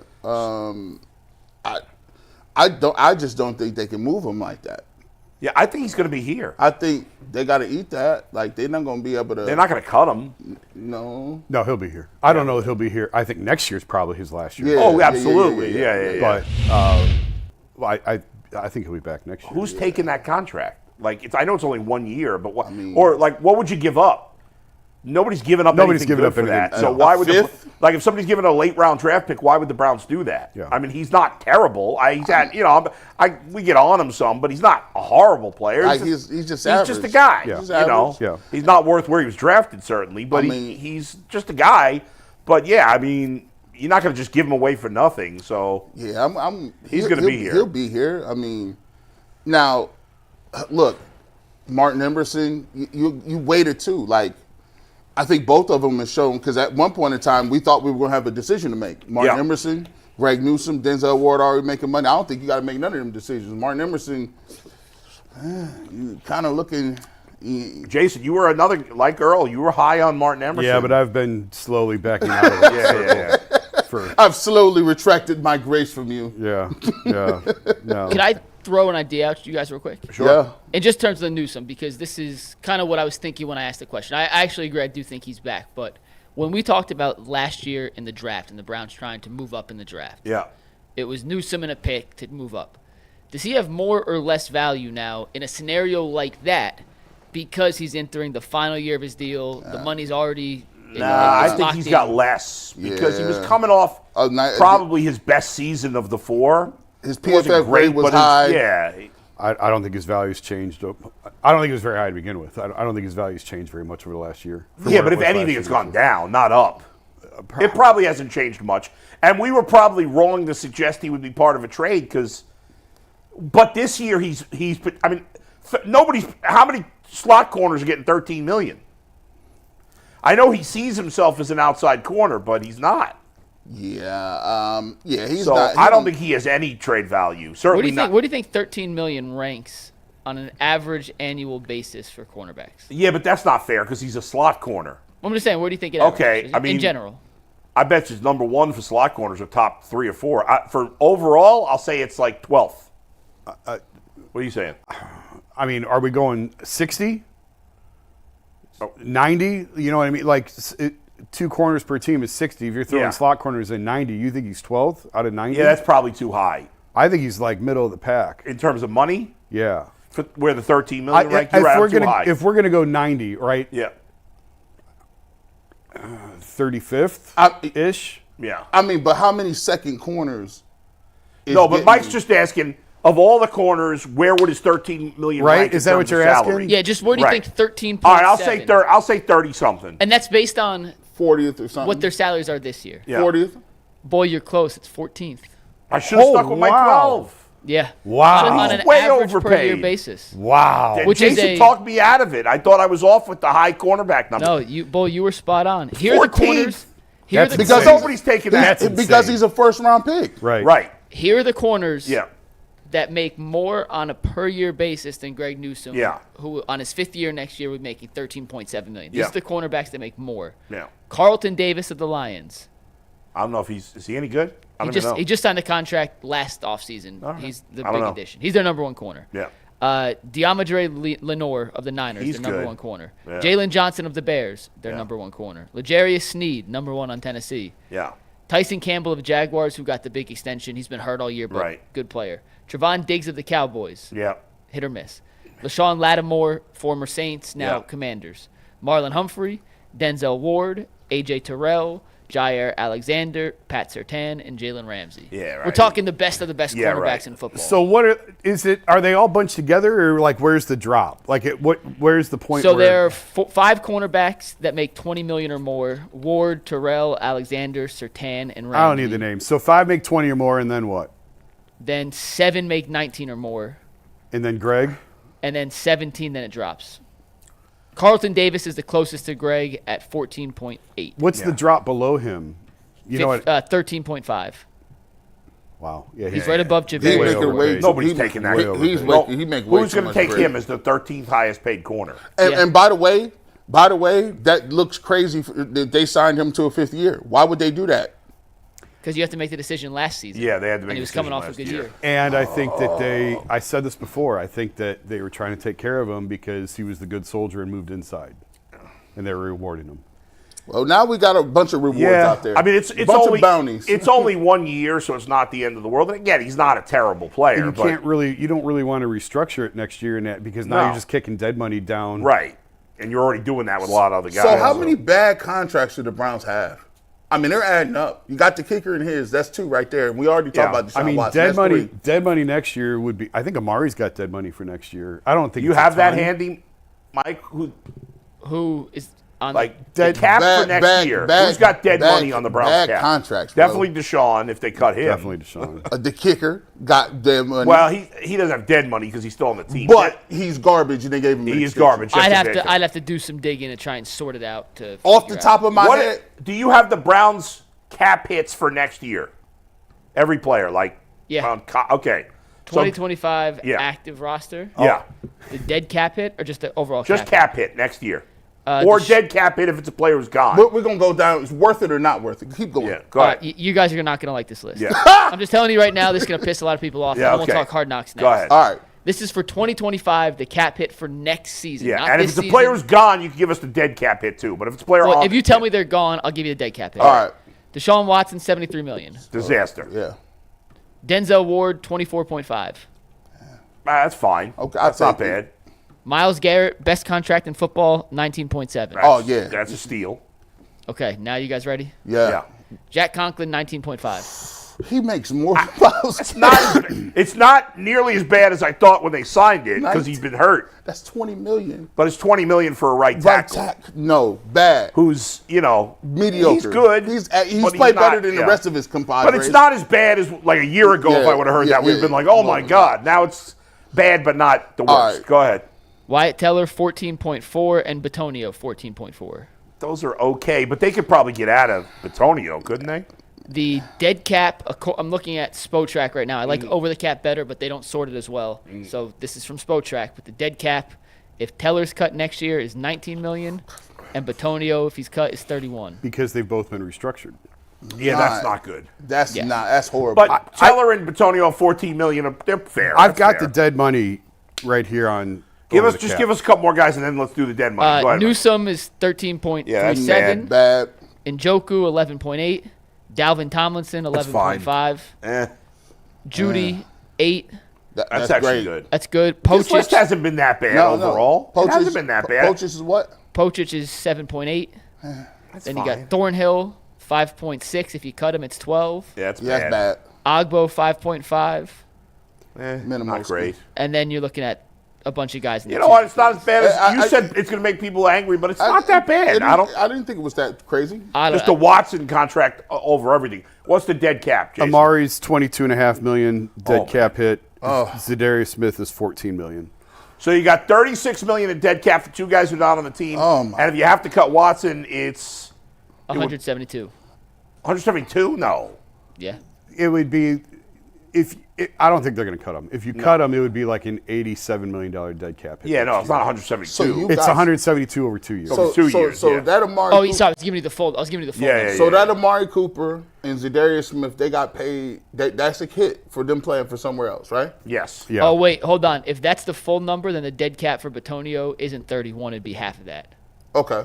Okay. And Teller would be 10 million dead cap. Yeah, and they're not going to Batonio take would it. be 15. They're not going to do either of those. And then they've got sense. like Quentin Jefferson's $2 million, Siaki Ika's $400,000, David Bell's $200,000, Nathaniel Well, he's Watson. not cut yet, David Bell. This is just the dead money for next Yeah. year.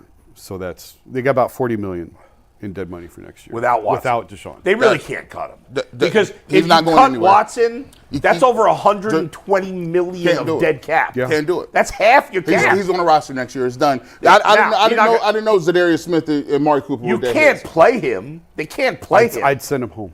I would send But him home. you can't cut him either. It's a terrible position to be in. But Yeah. that's It's a where they're tough at. spot to be in. They actually Yeah. mentioned his name in Hard Knocks last night. They They did not did? in the first episode. even They did remember mention that. it twice. Yeah, and we're going to talk about totally Hard avoiding Knocks. it. They're totally avoiding it. But we're going to get into the Hard Knocks episode after a quick word from Ice Shaker. If you guys want a Browns gift for the biggest Browns fan in your life this holiday season, we have the perfect gift for you guys. It is the Ice Shaker, which is now officially licensed with the NFL, NHL, NBA, NCAA, and Major League Baseball. It was created by and used by the Gronkowski brothers. Ice Shakers sold over 1 million bottles. They've changed the game with workout bottles. This is the gift you've been looking for. Go to iceshaker.com and use code LOCKEDONNFL at checkout to save 25% on your order. It is kitchen-grade stainless steel bottles that won't absorb odor like the plastic bottles do. Their patented twist and agitator breaks up the powder, but is silent when you shake it instead of that annoying metal ball noise. Order your team-branded bottles today at iceshaker.com. Use code LOCKEDONNFL for 25% off your order. Ice Shaker, show your support for your teams with the best branded workout bottles on the market, which are the Ice Shakers. Bull, Hard Knocks episode 2, the Browns were heavily featured. You and I have already talked about some of the key points to hit on. What was your big takeaway from the second episode of the AFC North Hard Knocks? once again, I hate to say it, but Mike Tomlin I know the way they cut things up, it just, you can go with whatever narrative you want, but he said the things he said. Mm-hmm. And Mike Tomlin just looks great in this thing. Not that Stefanski looks bad, but he's not Mike Tomlin. It's just Mike Tomlin talks to the players in such a kick-ass manner, but at the same time, he kind of loves you. Yeah. He really, We did. I don't ever plug. Yeah. I do. Rarely do I plug Who athletic cares? stuff. You brought it up with Sean earlier. You brought it up on the Cav show last night. You brought it up on let's Monday. plug it. Rarely. You wrote. Rarely. You wrote. You talked No, about but Zach Meisel. but it always fits. It fits. I'm just busting your balls. I didn't write it. Our Yeah. staff did something on Tomlin last week that was Yeah. really well done. Went back and talked to former players, a lot of guys that you forgot unless you're a big-time Steelers fan, who just rave about the way that he handles locker rooms, the way that he treats guys, how personable he is. They have family tragedies. He's like, come back when you're right, and don't come back until then. He's just knocks But it he's out of also a the park. badass. Like, Oh, yeah. he's not putting up with He'll nonsense. dress you down. It's a great balance, Yeah. it seems. Yeah. Like, he can get up in your ass, like, in a big-time way. That's That's and a crazy yet- pause. That's That's wild. a crazy pause. We got Bull's on one. You today. say that as if you've never heard that expression He with might football he might before. sue you for that one. We might have to actually cut that. Oh, gee. Earl, if you listen to edit that all the way out. Are you telling me We you've don't never even heard want that expression We don't before? want that on the live version or on But the you guys know what version. I'm saying here. And yet, he does it, like, tough but love. And Yeah. that's what you want, I Yeah. would think, as a player. You want to You know. follow it up with tough and love. I was gonna say Bull wants Tomlin tough and lovely. I mean, Bull, What are that's you tough. guys? What Good is for wrong with bro. you guys? As a player, G, let's get serious here. Don't you want to be coached hard, but still feel like the coach is looking out for your best interest? So that's a great way to phrase this. Yeah. And I've been trying to say this forever. We look at sports and we don't understand how much charisma plays a factor in the way you play.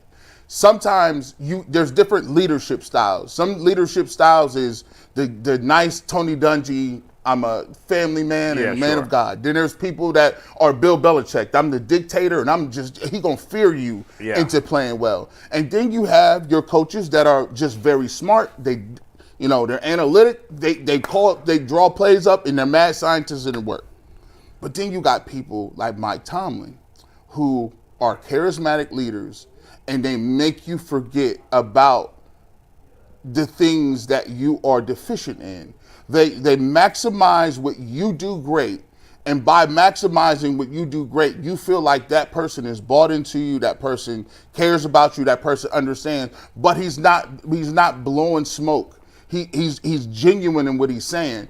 And that's the part of football that people I think we're trying to strip away that sometimes we don't get, that we get the chance to see what Hard Knocks is. That type of stuff that he's doing matters. When your body is hurting and you're tired and you've lost 2 or 3 games in a row, it matters the guy that's standing up in front of you telling you why you should continue to go through those, I look at the great generals.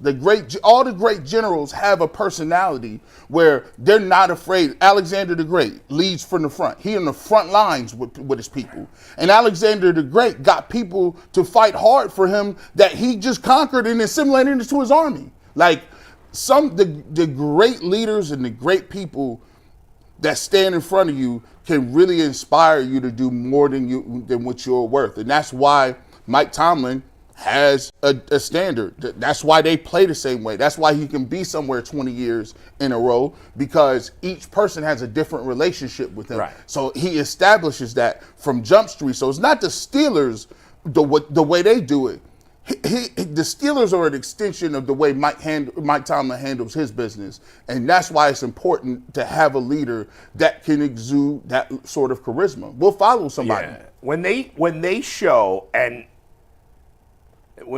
show the scenes, it's such a small sample size, it's unfair, but when they show the scenes of the big meeting room with the coaches, Zach Taylor and Kevin Stefanski, at times, it feels a little cringy. It just feels a little awkward when they're talking to the big group, that's right? Fair. I think that's fair. And with Mike Tomlin, it never feels that way. And again, we're seeing just small snippets of it. Yeah. But Mike Tomlin, it feels like he's just in the groove. And with Zach Taylor and Kevin Stefanski, there's a level of, he seems a little uncomfortable up in front of the group, or I don't know exactly what it is, but it's just not as smooth. It's not as comfortable, and that's got to matter on some level. It does, on a lot of levels. Yeah. And this is why I go to, and a lot of people get mad and upset when you say this, but guys, this is human nature. When we look at, even to look at our politics in this country, we follow people. It ain't necessarily, what you say or what you're voting for or what exactly is the platform or what's your economic plan. It's, do I believe in you? It's true. Yeah. Do you inspire me to get up and go vote for you, or do you understand where I'm coming from? And it's about understanding where people come from. And you can lead people and really not have X's and O's. There's some coaches that are CEO types that don't relatively know offense or defense. I don't know how smart a guy or good a coach Dan Campbell is. No. But I could see him in the locker room that he has this whole team fired up and they want to run through a wall for him. Yeah. And that's what you need. He has, and here's the thing. He realizes that your best players have to lead from the front. When he goes to people and he says, "Hey, I need you to get the D-line fired up." When he's talking about, Cam Hayward. Before, yeah. When he goes and he talks to his generals, right? Yeah. He's giving them, those guys are your real leaders. Those are the people that hold people together. Like, hey, we're not doing this drill right. Yeah. The team that's great, that has leaders that say, guys, hey, coach, I got this. Hey, players meeting. Hey, we need to finish these drills. We need to finish running through the line. This is not, we're not playing up to the standard, and we're going to stay after practice. I'm going to make sure we stay after practice. Right. Those are the teams that get it done because they're going to be self-disciplined, they're going to be self-leading, and he empowers his people to do that. That's the most impressive thing about it because he's talking to his generals. He's talking to the people, the coordinators and the guys. Man, and then they go in and they know Mike Tomlin and gave them the freedom to talk that talk. That's right. I like it. Jason, what stood out to you from Hard Knocks last night? Honestly, I'm a nerd. I was impressed how much of the Bengals they got in the Monday night game. I was fascinated by that quick turnaround. Yeah, because the week before they didn't get the Broncos and Browns. Yeah. They showed a lot more of the other teams, though. I think that was more of how much time they had in the episode. Can I give you a couple of other Browns things I found interesting? Yeah. And then we'll get to the Cavs. On the Jameis interception, when Stefanski showed how they all hit their fastest speed of the game, chasing down the... Yeah, that was good. I thought that was just a cool little snippet. Seeing Jameis with his kids, I thought was a nice little... That was real sweet. Insight. That was sweet. I like that. That family stuff. Yeah. I thought it was cool how they showed Tomlin getting his guys ready to stop Miles and the respect he clearly has for Myles Garrett, and then but he doesn't go too far. No. Because Mike Tomlin goes, I don't have to, go crazy about Myles Garrett. You could look him up on Wikipedia. Yeah. I thought that was a good line. They But called him also a game showed- wrecker. He called him a game wrecker. They also showed Stefanski getting his guys ready for TJ Watt, so they showed both sides of that equation. And speaking of the defensive line room, when they had the That meeting was good. with Jacques Cesar, I think I pronounced Jacques it. Cesar. Jacques Cesar, when they had their meeting, and Myles talked about finding your why to play these last 4 games. We're eliminated. We got to find our why. And then Shelby Harris, who I think is more of a leader on this team than we probably give him credit for. He's not one of the guys you think of when you think of a leader on the Browns, but he's been around for so long. He talked about you're either part of the solution or you're part of the problem. And these next 4 games you're playing to prove which side of the equation you fall upon. Yeah. And, it's not groundbreaking insight. I'm sure that conversation happens every year. Well, but it was really cool to hear him deliver that message. Yeah, I mean, he was talking to the young players about, this is your career. This is your career on the line. I'm glad you brought that up, because when I was looking at it, I said to myself, I hope everybody realizes that there's no such thing as tanking inside locker rooms. That should have deaded that to anybody that watched it, because those players, like he's saying, so we're tanking so somebody could take your spot? Because if you, think about it. You put that on tape and you 3 in something, they're going to bring some people in. They sign 12, 15 kids every single year. Yeah. And you're the guy that's fighting the battle for your job. The NFL, the one thing that they have, they've eliminated all of the tanking stuff that all the other leagues do by no guaranteed contracts. These people ain't got no money on the books like that. 90%, maybe that's a little high. I'll say 90% of NFL players, it's year to year. It's a year-to-year league. Yep. And you don't have the luxury. And that's what I was saying, your tape is your resume. Yeah. And teams are going to be watching your tape and saying, when the team was out of it, how did this guy respond? And that's going to determine whether or not they want you on their team next year. I also, I thought the story with Jamar Chase and the little kid that has battled leukemia twice, who's a big Bengals fan, I thought that was a cute story. So often it's a big story when a player does something, gets in trouble or whatever, and we highlight these things. There are a lot of players that are doing good things, doing great charity work, and those aren't as interesting stories generally, but I thought it was sweet. Am I cynical? So I look at it from a media standpoint. All right, so how much of this am I tripping on this? And I don't understand why people be calling me. It's just spam is going crazy. Holiday season, I don't know. You're not getting no money from me. I'll get it. You get it when I get it. Now, so I'm sitting there and I'm thinking it in league office. They're like, all right, so listen, we got these stories breaking all the time. Our guys are going to do something, but disproportionately, we get bad press by a couple of guys. What if we do Hard Knocks during the season? Yeah. But we give them some slice of life. We'll show a little thing. Do you think this is a plan by the NFL to be like, hey, we can slide some things in here to give us a... I think there's absolutely a partnership or agreement. I don't know about specifically that example. Not that case, but there's some sort of partnership between HBO and the NFL for the fact that they have avoided the Deshaun thing as much as they have. Yeah. They aren't even touching it. Not even touching it. And then they're giving stories, the Jamar Chase thing. Yeah. They're like, hey, we're going to show Jameis Winston and his kids. All of these things, not to say that it's some sort of conspiracy theory, but it's something, because I would find myself sitting there watching it and being like, it's funny how great content can make you change your mind about somebody. No, that's true. And Jamar Chase has a good reputation anyway. Right. But it gives you that. And there probably is some of that, but that doesn't mean there aren't a lot of guys doing good charity already, right? Certainly, so I think they just highlight it a little better. And shout out to Brix's dad wearing the old school Anthony Munoz jersey, my favorite Bengal when I was a kid. All right, let's go, Mike. We got a Cavs topic to wrap up today's show. If you missed the Ultimate Cavalier show last night, Jason and I went over one thing we got right in our preseason predictions for the Cavs, one thing we got wrong about our preseason predictions for the Cavs, and one thing we still need clarity on as we go through the next 2/3, 3/4 of the season, whatever number you want to get to. And because Jason wasn't supposed to be on the show today, I asked Jason this question to wrap up last night's show. Interesting. There's a report out there that Jimmy Butler is potentially in the trade market. Shams of ESPN reported that the Heat are listening to trade offers, or at least willing to entertain the idea. The Cavs don't have the assets to acquire Jimmy Butler without breaking up the core four. So I'm going to ask you guys in a second, would you be willing to break up the core four in an attempt to get Jimmy Butler? But I asked Jason what he thought you guys would say on the show last night. Let's take a listen. Yeah. We're going to ask this on the show tomorrow. That same question, would you break up the core four? What does Bull say, yes or no? No. I think he says no. What does G say? Yes. What does Dustin say?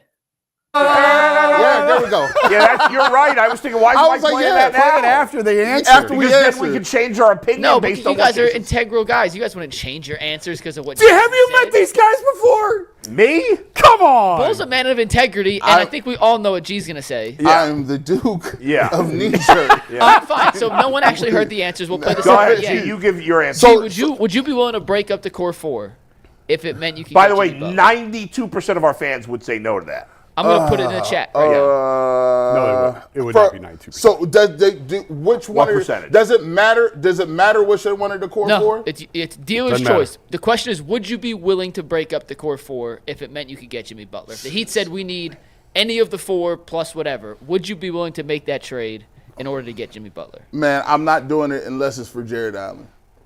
So you would say yes. If you'd asked me this offseason, I would have said probably 85% G. Bush says yes. Yeah. Now it's tough. It's a little tougher. It's about 52% to 48. Yeah. Because I like it allows us. You know what? I'm gonna say this. If it was Jimmy Butler, I'm gonna actually say no. You know why? I'm gonna say no because Jimmy Butler's older. You're only gonna get playoff Jimmy, and I think Jared Allen and what he does defensively allows Evan Mobley to be Evan Mobley at this level. So I'm going to say no because I got 41-point Evan Mobley. It's tough. I would turn it down. 48% no, or 48% yes, 50% no. I'm not making the deal. Go ahead, Bull. So All real right. quick, just to G, you're saying no, you would not break up the core four. No. Okay, Bull. I 100% would break it up. Now, I would not trade Mobley, and I would not trade Donovan Mitchell, obviously. But the other two, 100% I would trade Darius or Jared Allen, unless you guys who know better than I do would tell me, oh, it would be bad chemistry, or if there was something like that you think, if you guys thought it would be bad for the team from that perspective, then I wouldn't do it. But if you guys said, hey, if you can get him, you do it because he's great, whatever, then 100% I would trade. I think Darius would have to be the guy. They don't want Jared Allen. I would think. I don't know. They have Bam Adebayo. It's just more of a principle. Would you break it up for that kind of guy? 100%. And listen, there are not many players that I would do that for the way this team is playing. And the reason, you're probably right, it's not quite 92%. But our fans, Jason. Our fans, when things are going well, they don't want to mess with it. Yeah. So there's probably fans losing their mind that I'm saying I would trade Darius Garland in a trade for Jimmy Butler. He's Jimmy Butler.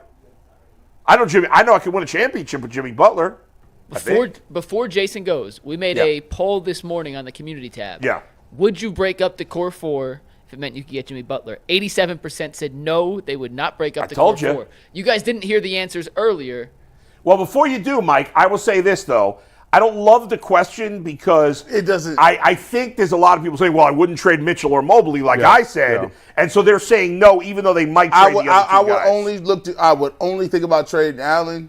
I would trade Garland, 100%. So that's breaking up the core four. Yes. Here's what Jason said last night, and then we'll dive into why we think it's a good move or a potential bad move. This from last night. We're going to ask this on the show tomorrow. That same question, would you break up the core four? What does Bull say, yes or no? No. I think he says no. What does G say? Yes. What does Dustin say? What brings back the best gambling return? What makes him the most money? You're right about Dustin. On both. I'm shocked. Wow. I'm shocked. 0 for 2. Daggone you guys. Jason and I both said no, we would not, by the way. Okay, you wouldn't? I would not. He's older. Why? He's got 1 year left on his deal. Yeah. I like the way that the Cavs have this set up for an extended run, and I don't think Boston's going to be able to stay together. I think Boston's going to get too expensive. I think their time is a lot shorter than people realize. But and don't you have to go for it when you have a chance? Absolutely, and this is going for it. Yeah. Like, they got a really good team. Yeah.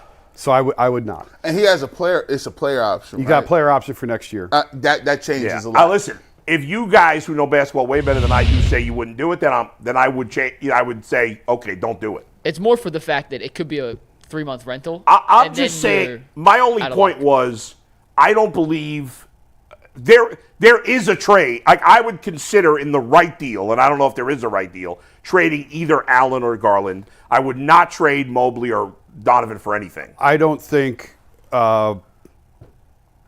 trading Darius for a rental, I would not do that. And Allen, I don't think is going to command as much in a trade because he's a non-shooting big. Right. So you're not going to get as much for him. Would you trade Allen in theory if you can get Jimmy Butler? No, I wouldn't bring up. I would not. Okay, so you wouldn't bring it up. So, is there a player out there that I would trade Jared Allen for? Yeah, probably. Yes, but not Jimmy because of his age. Right. And the is there situation. any player out there you trade Garland for? Is there what? Is there any player you trade Garland for? Sure, probably. Giannis. Yeah. but I mean, that was the one thing going back and watch from the episode. The one thing that I said I got right is I didn't think they necessarily had to break up the backcourt because they played well together 2 years ago. It's last year when Darius fell off, had a bad year, and everyone said, "Oh, you got to break them up." And I didn't think that you had to rush to break that up. Yeah. It's two different conversations. There was the story that we wrote in May about if Donovan resigns, Rich may go to the Cavs and ask Darius to be moved. That's separate from can they fit together on the floor. Yeah, I thought they could fit together. From a pure basketball standpoint, then I got another question. From a pure basketball standpoint, if they did move Allen for Butler, how does that look? I don't think it looks anything because Mike's right. They got Adebayo. They got Bam. So they would. And they have literally an just interest in drafted Khalil Ware, who's a 7-foot So guy. they would probably want Garland. Second of all, is there anything to now? Maybe I got trolled. You know, the internet is there anything to this LeBron trade thing? Would you even? Am I crazy to think that I don't want LeBron on this team? Is that insane? Yes, that's insane. Yeah. I'd still take him. So do you think is there anything to that? You don't think he would screw up the chemistry of this team? That's a risk, and that's part of the reason why I said I wouldn't want Jimmy because you don't want to mess with like what they have right now. They've got the right pH balance. Yeah. But I mean, LeBron is still LeBron. I'm sure there's fans that are losing their minds that we're even having this conversation. The LeBron trade thing with Golden State is fascinating. What would the trade be? I just saw it pop up yesterday. I did too. I thought it was it. They have a ton of contracts that you could put together. Isn't it enough with LeBron already? Like, just stay in L.A. He's got to try to buy another championship. He's the biggest story in basketball still. Is he? He told me he told us years ago. I love Golden State. I love everything that they do. I could never play there just because of the optics of the whole thing. But he changes his mind all the time. Maybe he feels like enough time has passed and they're far enough removed from that He's era. sunk that whole Laker team, hasn't he, to some degree at this point? He got him a championship. They won a championship. I saw a headline that if LeBron got traded, Bronny would have to get traded with him. Yeah. As if the Lakers wouldn't want to give up Bronny. No, package deal. I interviewed Joe Varden yesterday for my podcast, and I guess this is not surprising, but I said, would Bronny even be in the G League if it wasn't for LeBron? He said no. Probably not. Yeah. So, one more question for you guys on the Butler thing real quick. In a basketball scenario, and Bo, we kind of talked about this yesterday a little bit. Yeah. I sent you the tweet about a lot of teams are now interested in Herb Jones, which is going to raise his price, which probably means he's not as realistic as I once thought he was. Do you think the Cavs, and we'll go around the horn, because we got Super Chats and I want to mention Tom Hamilton. Do you think the Cavs need some sort of upgrade at the 3 position if they are truly going to compete with Boston and whoever else for a championship? Just in a vacuum, do you feel like they need to improve that spot? Probably. I'd say probably. I in my heart of hearts and deep down inside, I think the Cavs need one more piece. Whether it's a 3 or whatever it is, I just think when they play the Celtics, I don't know if they're going to have enough. Yeah. At that time, scoring and somebody to get stops. I just think that the Celtics are still. Yeah. They still got too many people. Jason? Do they need another piece? I will say no. But I do think that they could use more size. And that doesn't necessarily mean on the wing because if you start Dean Wade at the 3. But can you trust Dean Wade? That's the problem. Yeah, you can't trust him to stay healthy. That's what I mean. saying. But you can't assume injury. You know Right, what I but mean? he's been so injury prone. I know, but if you move him into the 3, now you need size on the bench. You need to bring Right. off. So I think, could they use more size? Yes, and it'd be easier to find a backup big than it is to find a wing to plug. Sure. You know what I mean? Yeah. So I was really fascinated with that lineup with Dean at the 3. Now, what do you do with Max Strus at that point? I don't know. Like, Max came here to be a starter, so I don't know what you do with Max. Is there any chance Max Strus is part of a deal? I mean, sure. Like, how much trade value does he have? Decent, I think. Yeah, maybe. I don't think his contract's fine. It's not gross overpay by any means. Yeah, it's not an anchor. Couldn't he get them a better player than anybody else we're talking about trading? I still think Levert would have more value because it's expiring. And see, that's where Mike and I disagree, because I don't think expiring teams aren't interested in clearing their books now like they were 15 years ago. I felt like it used to be a huge story, and now it doesn't get talked about and much. now what guys are doing is now they're signing their extensions in one city and then asking for a trade a year or two later. So cap space isn't as valuable as it was. But So if you're a one bad time. team, though, just use the Nets as an example. Yeah. And then we got Tom Hamilton in Super Chat, so this is the last point on this. But if you're like the Nets, would you rather trade, because they make $16 million. They're both right in that same range, Levert and Strus. Would you rather get a guy that's now off your books, or you get a guy in while you're trying to tank who's a good player who's still making $16 million? It depends where you're at. I mean, I don't want to complicate. It depends where you're at in your rebuild, because Yeah, I that's fair. would like a veteran who came from Heat culture, who is a professional, who knows how to carry himself, who worked his way up from the bottom into a big-time contract. That would be a valuable piece in the locker room. Now, if you want to tank for 2 years, maybe not. If Strus, Tanking is so stupid. You can't guarantee yourself a number one pick anyway. that little 12% chance is not enough for me. So dumb. But there's not championship contender. There's teams in the middle, Mike. I'm sure there's. I mean, I don't know off the top of my head, but are there some teams that are not having a good year, but they still see themselves as maybe a contender next year? The Sixers? Yeah, I mean, whatever. Maybe the Sixers, maybe the Bulls. I don't know. I mean, there is a middle ground. I'm just saying, Yeah. when you look at the teams that are most likely to be sellers, it's usually teams that are out of the playoffs and are trying to be better. And here's the thing with tanking. Yes, you want the number one pick, but you really want a top 5, 6, 7 pick. You know, that's why you're bad. You're going to be bad. Hey, even if we don't get one, we're going to get a top whatever pick. All right, we'll leave we it got there. some Go ahead. super chats to wrap up the show, and then we're going to do a fun overtime topic and talk some hammy Hall of Fame. But first super chat comes from Cody Lappin, who says, the Gimenez move is the right move, especially if they reallocate the money to a legit starter or corner outfield bat. Don't sleep on Ortiz. He's got great stuff as a 3 to 5 guy in the rotation. And the very next super chat is from Casey Resch, who says, if I'm Jose, I'm demanding a trade after the Gimenez move. Yeah. So you got both sides of the equation and back-to-back super chats. Not a surprise. Charles T says, in Shaun King's defense, Jameis did say in the postgame that the wide receiver needs to be in the right spot at the right time in that last interception. He also says, Bull, you've been out of pocket but hilarious today. Get him together, G. Jason, why do you think Steelers fans hate Tomlin so much? It's crazy how much they hate on him.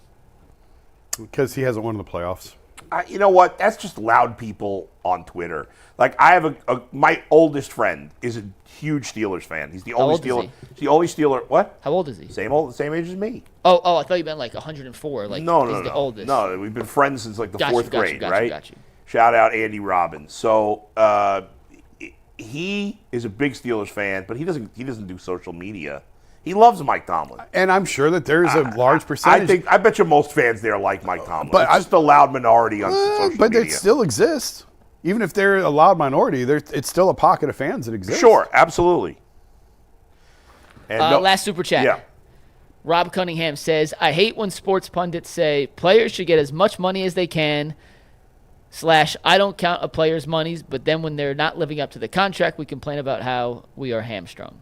It's 2 separate conversations. If I'm a player, Right. get every dollar you can. I don't blame a player. But if you're not for living up to the contract, you're hurting your team. Right. I don't blame a player for getting as much as he can, but as a sports pundit, if it's hurting the team that the guy's making a lot of money, I can complain about it. It's separate conversations. I don't blame him for it. You can't It put every meal into one pot. Hey man, I'm all for that conversation. Yeah. Just don't tell me where somebody's gonna go. Yeah, I mean, and it's eat pretty food. obvious Deshaun Watson's I don't contract is bad for the Browns, but he is the right. He made the. He don't owe anything back. Yeah, it's He made his money. Don't give $1 back. Cash every check. Eat all that pasta. They on give that it. They balcony. give it to you. They want to give it to you. Take it. All right, so Tom, Hamilton's a Hall of Famer. We'll do some more in overtime, but we'll yeah, start it now. Tom, very cool. It's been a while. Obviously, he's one of the legendary broadcasters. We've had him on the show a number of times. By all accounts, a great guy. You probably know him. I love Tom. He's phenomenal. the best. He's phenomenal. He's so good. Favorite conversations are with him, just hanging out in spring training or pregame. Yeah. Usually he's busy pregame. But Right. He one of them dudes that get on the mic, you be like, man, this dude just sound like he just talking. Like, you know what I'm saying? When you sounds like an old friend. Yeah, just he's like he talking and it ain't even no script, no nothing. He just on there spitting facts. You be in the moment. Yeah, man, congratulations. We've been blessed. You had him and Joe Tate. Yeah. You done had some And Jim Donovan. No you done chance. had some of the best come through here. And Herb Score. But as someone my age, and Jason, you're not that much younger than me, it's like when I was a kid, I listened to baseball on the radio. Oh, yeah. I never listened to football on the radio. For me, I just didn't. My dad still listens to the radio. It is something special, even now, about listening to a baseball game on the radio. And when you have a special broadcaster like Tom Hamilton, and so often a lot of these guys get in after they've passed away. Tom Hamilton's in the prime of life right now. Yeah. And it's great. So kudos to him. It's well deserved. I know that our fans will be extremely excited. More on this in overtime coming up on the Ultimate Cleveland Sports Show. Peace. Who?